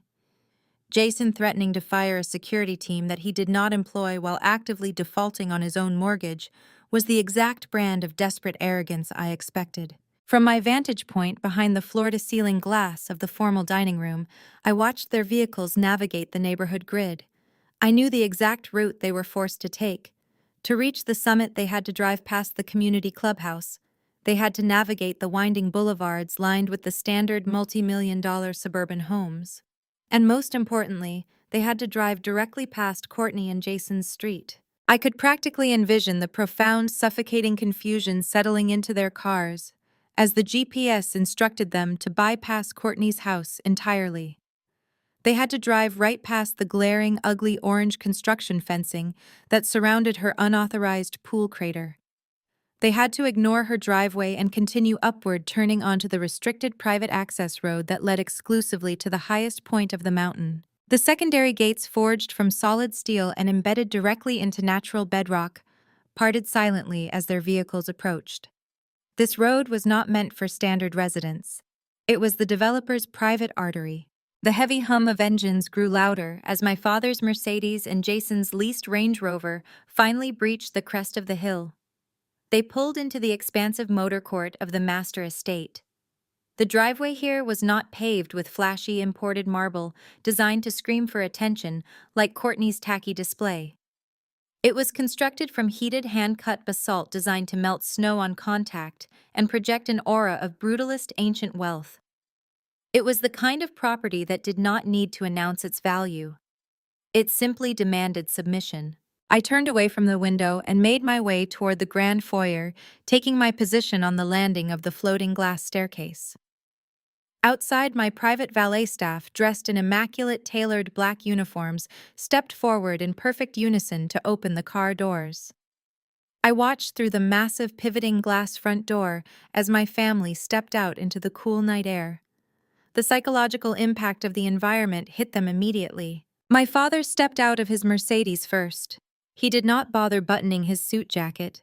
His jaw was clenched tight, his head tilting back as he stared up at the sheer imposing scale of the $15 million compound. My mother emerged next, gripping her designer handbag against her chest like a protective shield. Her eyes darted nervously across the illuminated infinity water features and the massive bronze sculptures flanking the entrance. She looked incredibly small, stripped of the country club confidence she usually wielded like a weapon. Jason climbed out of his Range Rover, looking around with the frantic, calculating gaze of a desperate broker trying to figure out which invisible billionaire he needed to pitch to. He aggressively adjusted his tie, visibly sweating in the cool evening breeze. And then there was Courtney. She stood completely frozen in the center of the basalt motor court. She walked slowly toward the edge of the overlook, her designer heels clicking against the stone. She looked down the mountain, realizing she could literally see the roof of her own house from up here. The geographical hierarchy was impossible to ignore. She was standing at the absolute apex of the community she thought she ruled, realizing she was just another peasant looking up at the castle. The valet staff politely but firmly guided them toward the entrance. The massive glass and steel front door swung open, operated by my private concierge. My family stepped over the threshold into the grand foyer. The interior scale of the master estate was staggering. The vaulted ceilings stretched upwards into the darkness, illuminated by custom architectural lighting. A massive two-story water wall created a soothing ambient acoustic shield that completely drowned out the sounds of the city below. There was no cheap drywall, no mass-produced suburban fixtures. Every surface was clad in imported stone, rare wood, and custom glass. They stood in a tight defensive cluster near the entrance. The profound silence of the estate seemed to press down on them. "What is this?" Courtney hissed, her voice echoing slightly in the vast space. Her eyes darted around, searching for a real estate agent or a security guard. "Vanessa? Where are you? If you broke into a corporate show house just to take photos, I am leaving. I am not getting arrested for trespassing." "This is highly inappropriate," my father added, his voice tight with anxiety. He refused to step any further into the foyer. "This is a commercial holding property. It is restricted. We need to leave before the management company calls the police." Jason was aggressively checking his phone, clearly trying to pull up the property records. "This place is not even on the market," Jason muttered, his voice laced with panic. "It is owned by the Primary Investment Trust. She is going to get us all thrown in jail." I let their panic simmer for a few more seconds. I let them marinate in the absolute certainty that I was a fraud, a trespasser, a desperate loser who had broken into a billionaire's fortress just to play pretend. Then I began my descent. The sharp, rhythmic click of my stilettos against the glass staircase cut through their frantic whispering. All four heads snapped upward simultaneously. I walked down the steps with slow, deliberate precision. I wore a tailored midnight blue suit that cost more than my mother's entire wardrobe. My posture was flawless. I did not smile. I did not offer a warm greeting. I simply looked down at them with the cold, detached authority of an apex predator observing trapped prey. "Good evening," I said, my voice echoing clearly across the water wall. "I am so glad you could all make it. Please step inside. The caterers are just finishing the appetizers." Courtney stared at me, her mouth hanging slightly open. She looked from my tailored suit to the private concierge standing respectfully at attention near the door. The cognitive dissonance was actively short-circuiting her brain. "Vanessa, what is going on?" my mother stammered, taking a hesitant step forward. "How did you get in here? Who let you inside this house?" I reached the bottom of the staircase and stood on the polished stone floor exactly 10 feet away from the family that had spent my entire life trying to bury me. "Nobody let me in." "Mom," I replied, my voice smooth and lethal. "I own the keys. Now follow me to the dining room. We have a lot of family business to discuss." I turned my back on them and walked toward the main gallery corridor. The sharp click of my heels dictated the rhythm of their hesitant, dragging footsteps. They followed me because they had absolutely no other choice. The sheer gravity of the estate pulled them inward, crushing their suburban arrogance with every step they took into the belly of the beast. The hallway connecting the foyer to the formal dining wing was designed to function as a private art gallery. The lighting was museum-grade, angled perfectly to illuminate the original masterpieces hanging on the dark stone walls. I heard my father stop completely. Richard, who spent decades at his mid-tier country club pretending to be an art aficionado, let out a sharp intake of breath. He was staring directly at an original mid-century abstract expressionist canvas that cost more than his entire retirement portfolio. He recognized the heavy, aggressive brushstrokes. He recognized the climate-controlled security frame. He knew instantly that these were not replicas or cheap prints bought to fill empty wall space. We continued past the open-concept culinary staging area. My executive chef, a culinary artist I had poached from a Michelin-starred restaurant in Manhattan, was busy searing a 5 Wagyu beef and plating delicate caviar appetizers using silver tongs.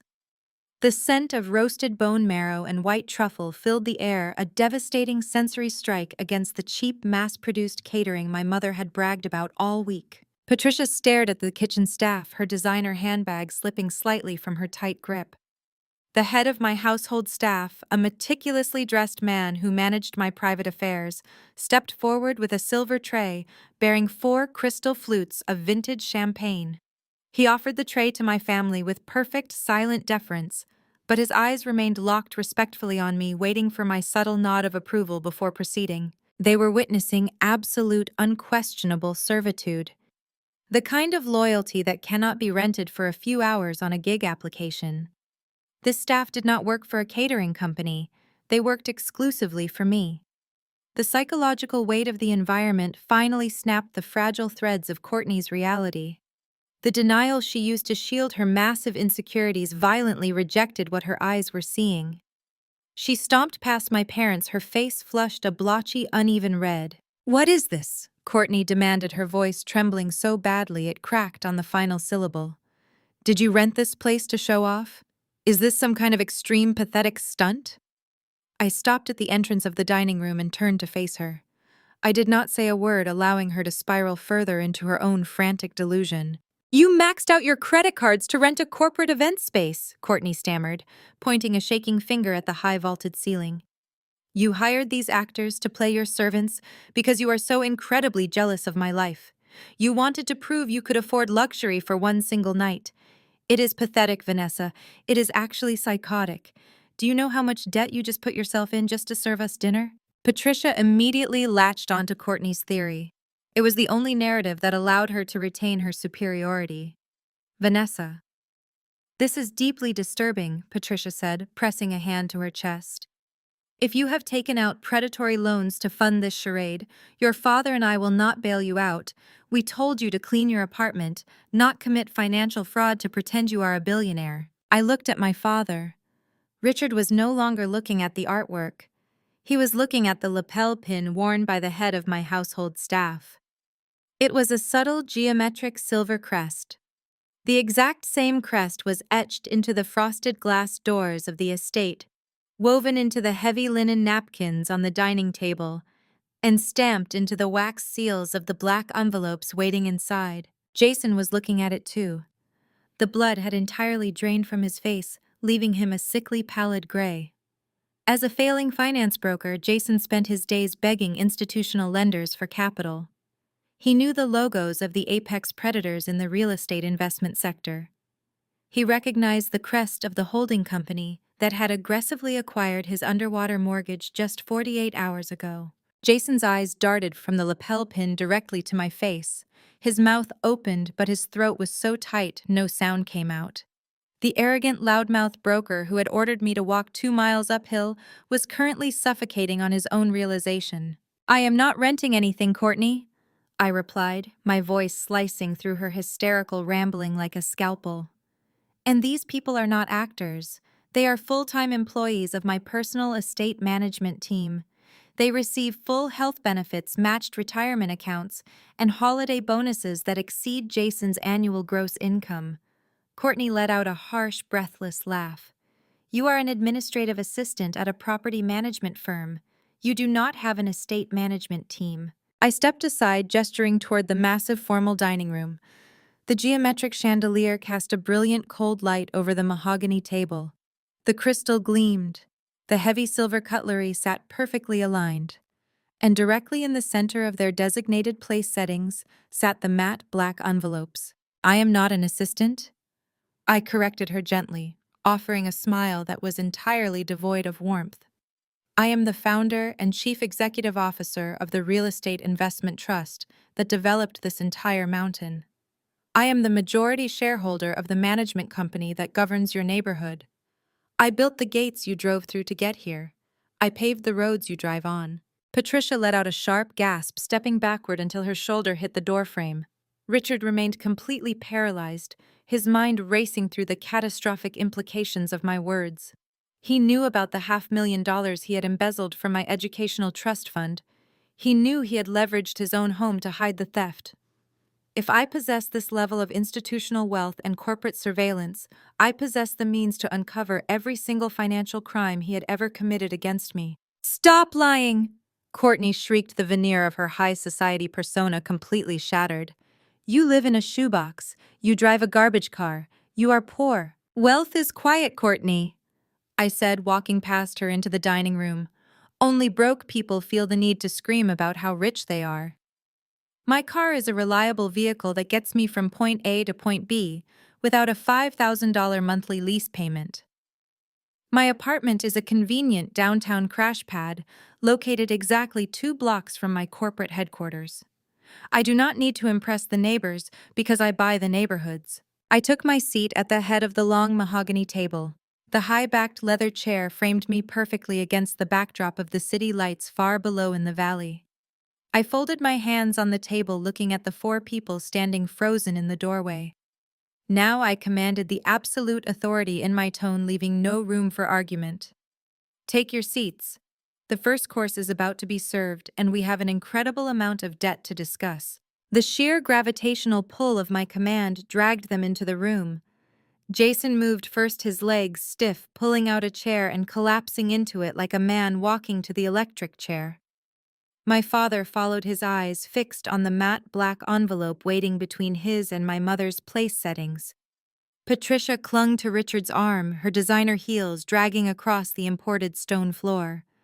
Courtney remained standing for a long moment, staring at the empty leather chair opposite me, before her trembling knees finally gave out and she sank into it. My staff moved in silent synchronization.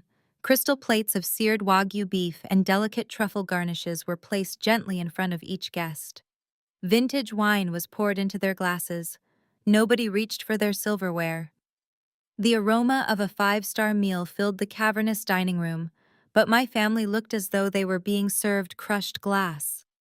The juxtaposition of extreme luxury being presented to people who were actively realizing they were completely bankrupt was a cinematic masterpiece. I took a slow sip of my wine, letting the silence stretch until the air in the room felt thick enough to choke on. You spent all week wondering if I rented this place, I said, looking directly into Courtney's wide, panicked eyes. No, Courtney, I own it. And more importantly, I own the house your name is currently on, the management company of this gated community, and the debt that is dragging you and our parents to the absolute bottom of society. Courtney shook her head violently, her hands gripping the edge of the mahogany table. That is impossible, she whispered, her voice stripped of every ounce of arrogance. Jason is a top-tier broker. We are wealthy. We have an empire. I shifted my gaze to Jason. The man looked like he was going to vomit directly onto his expensive porcelain plate. He picked up his heavy silver fork, but his hand was shaking so violently he had to put it right back down to avoid dropping it on the floor. Tell her, Jason, I instructed smoothly. Tell your wife how you leveraged your entire fake life on high-yield mezzanine debt. Tell her about the bounced checks to the pool contractor, the frozen commercial accounts, and the country club membership that got suspended on Tuesday.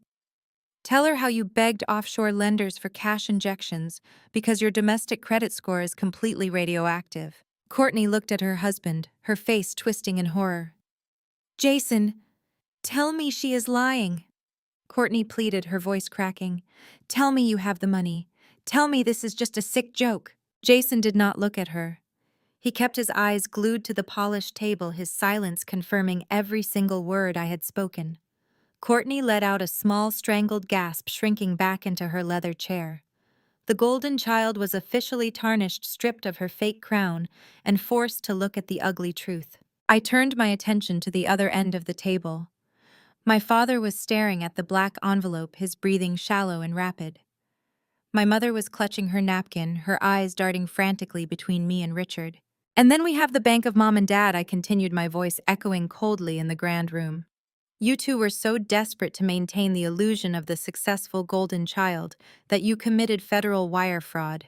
You drained $500,000 from the educational trust fund my grandfather left me, funneled it through your joint checking account, and used it as a fraudulent down payment for Jason's mortgage. Richard choked on a breath, his face aging 10 years in 10 seconds. You have no proof of that, he rasped, his voice sounding like dry paper. I nodded toward the black envelope sitting inches from his shaking hands. Open it, I commanded. Richard reached out with trembling fingers and broke the silver wax seal. He pulled out the thick stack of legal documents. I watched his eyes scan the top page. It was the original wire transfer receipt, highlighted in bright yellow, sitting right above the trust fund liquidation statements. Patricia leaned over his shoulder to look. She let out a high-pitched sob, covering her mouth with both hands. She recognized the banking headers. She knew exactly what I had uncovered. You crossed the line from terrible parenting into grand larceny, I stated, slicing a small piece of my steak with absolute precision. But your supreme arrogance was assuming You could tie your own financial stability to a man who leases his entire personality. You cross-collateralized your paid-off house with Jason's commercial debt. You mortgaged your retirement to buy Courtney a marble driveway. Richard flipped to the second document in the stack, the notice of default and foreclosure sale for his own home. The color drained entirely from his face. You stole my future to fund her illusion, I said, pointing my silver knife at Courtney. You let me scrub bakery floors and drown in predatory student debt while you sat on $500,000 of my money. You told me I was a failure because it was easier than admitting you were thieves. You used my poverty to make yourselves feel superior. Courtney's desperation turned frantic. She reached for her own black envelope and ripped it open, tearing the paper in her haste. She pulled out the writ of possession and the foreclosure order. Her eyes widened as she read the legal mandate stripping her of the mansion she had bragged about all week. But we can pay it back.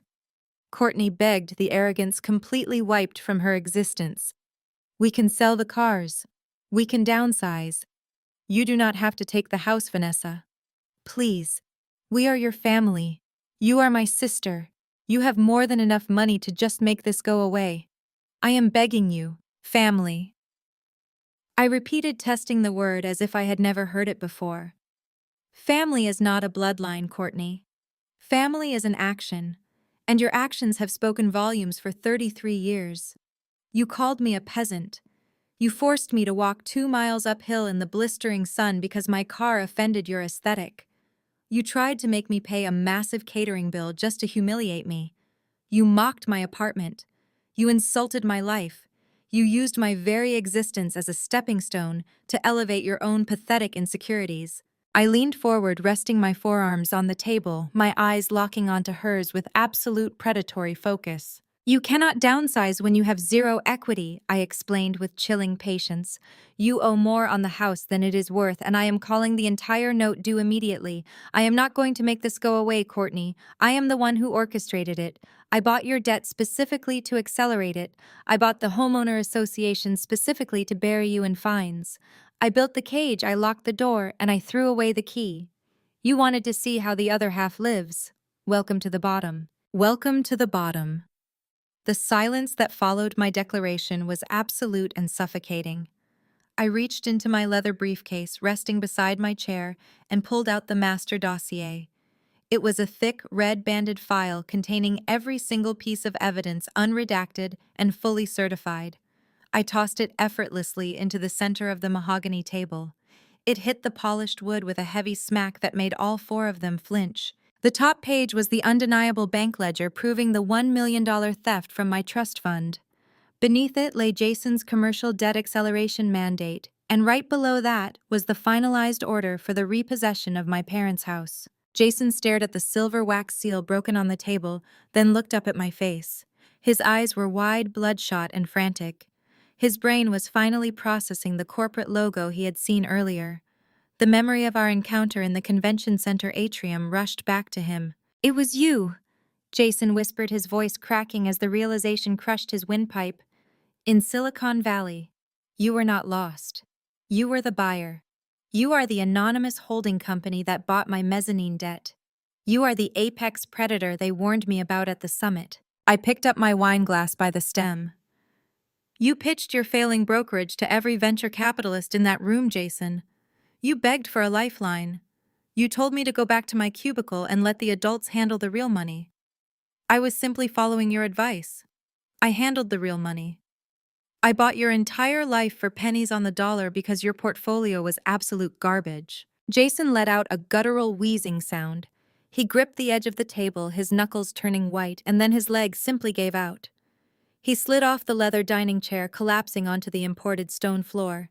He pulled his knees to his chest, hyperventilating, his expensive suit wrinkling as he rocked back and forth.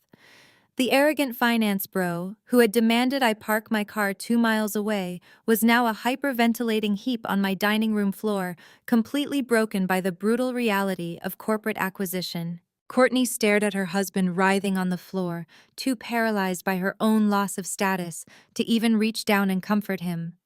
Then Patricia broke.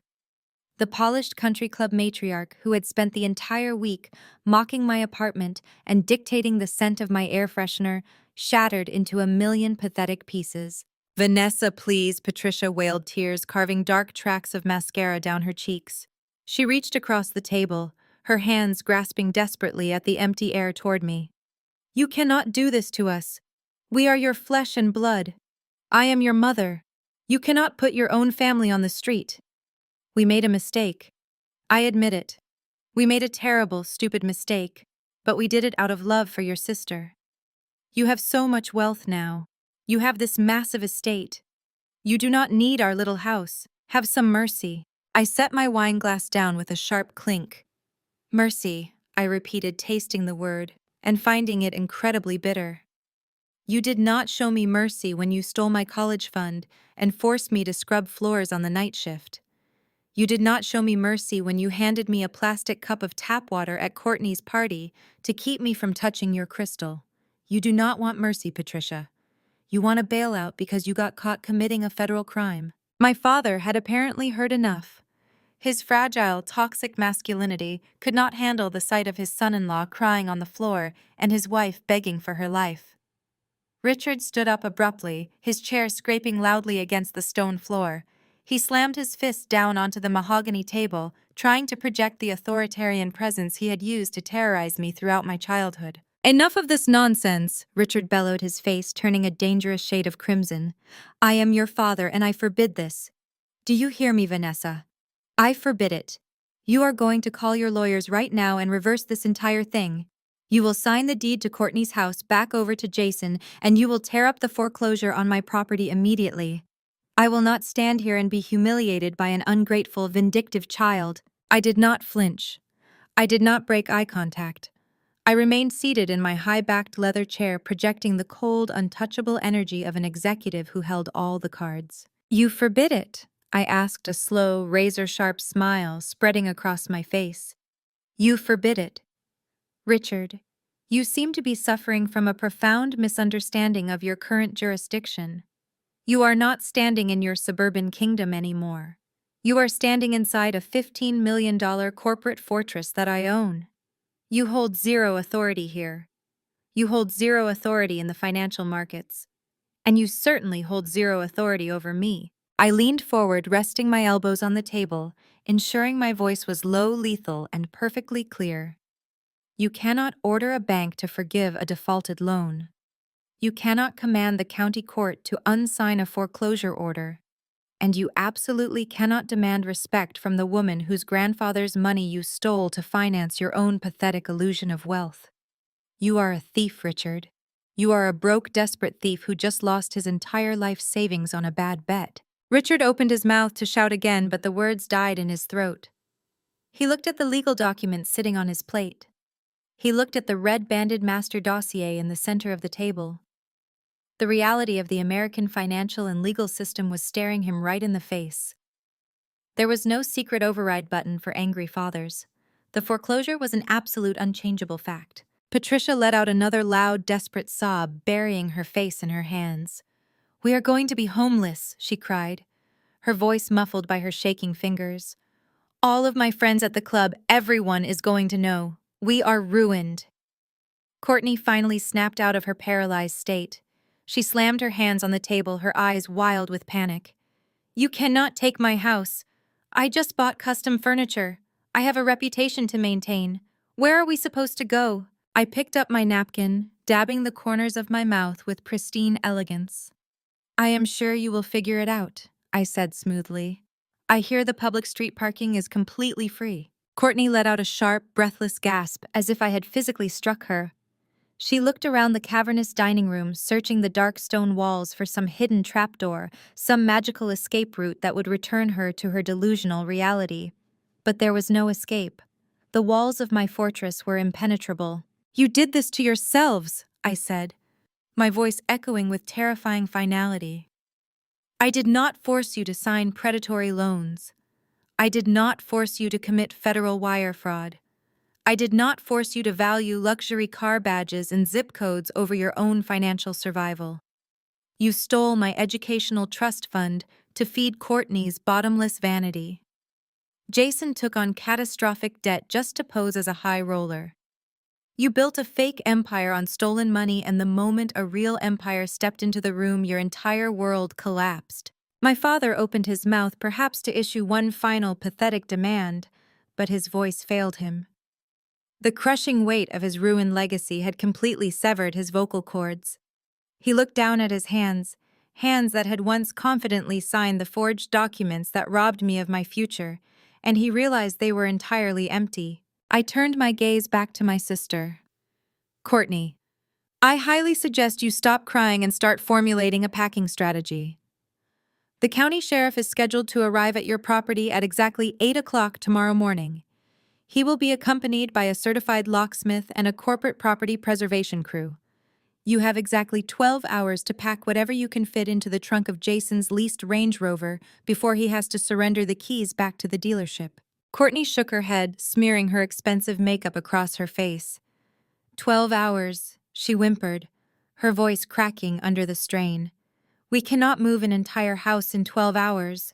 Where are we supposed to put our things? Anything left inside the house past 8 o'clock tomorrow morning becomes the legal property of my holding company, I informed her, my tone completely conversational. And since your taste in furniture is just as cheap and superficial as your personality, I have already instructed the preservation crew to throw it all directly into a commercial dumpster. I shifted my attention to my mother, who was currently leaning against my father for physical support. As for your house, Patricia, the bank has already listed the deed for public auction. You have 3 weeks before the final eviction notice is enforced by law enforcement.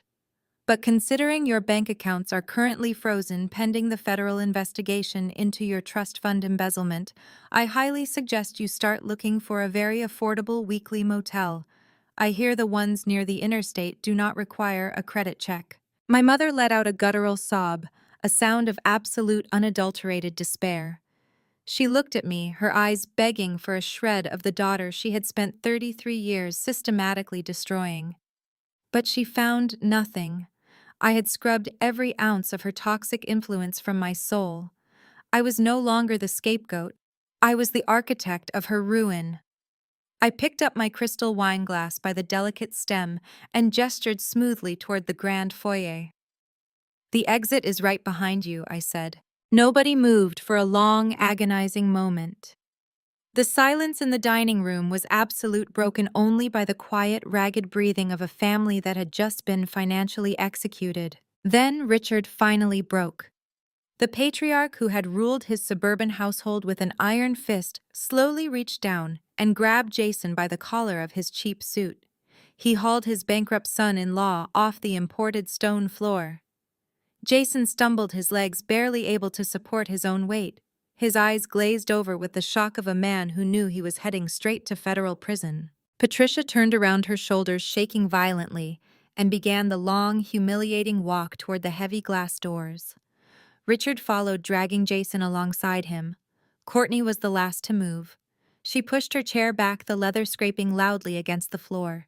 She looked back at me one final time, a desperate, hollow look of total defeat. She was waiting for me to break. She was waiting for me to say it was just a harsh lesson, that I would bail them out, that family meant I would never actually let her fall. I took a slow, deliberate sip of my vintage wine, maintaining unbroken eye contact, and offered her absolutely nothing. Courtney turned and practically ran out of the room, fleeing from the terrifying reality of my indifference. I sat perfectly still at the head of the massive mahogany table, listening to the sharp clatter of their footsteps echoing through the gallery hallway. I listened as my private concierge opened the heavy front doors. I listened as they stepped out into the cold night air, and I listened as the doors clicked firmly shut, locking them outside my kingdom forever. I did not feel an ounce of guilt. I did not feel a trace of sadness. I felt an overwhelming, brilliant rush of absolute freedom. The air in the estate suddenly felt lighter, entirely cleansed of their toxic presence. I stood up from the table and walked over to the floor-to-ceiling windows. Down in the valley, I watched their 2 cars slowly navigate the winding roads, driving away from the summit, descending back into the darkness where they belonged. Tomorrow the sheriff would arrive. Tomorrow the bank would seize their assets.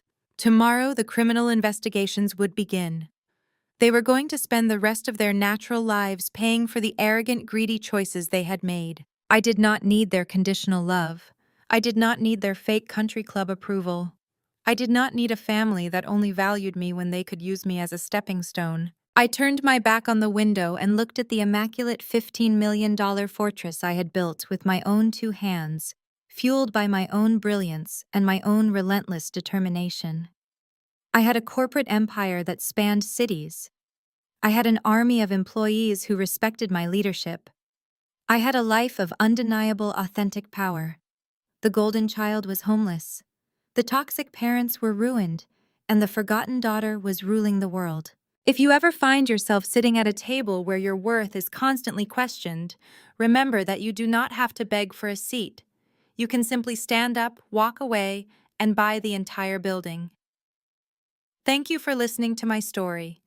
Please like, subscribe, and share your own experiences in the comments below. Remember, the best revenge is never loud. The best revenge is absolute quiet success.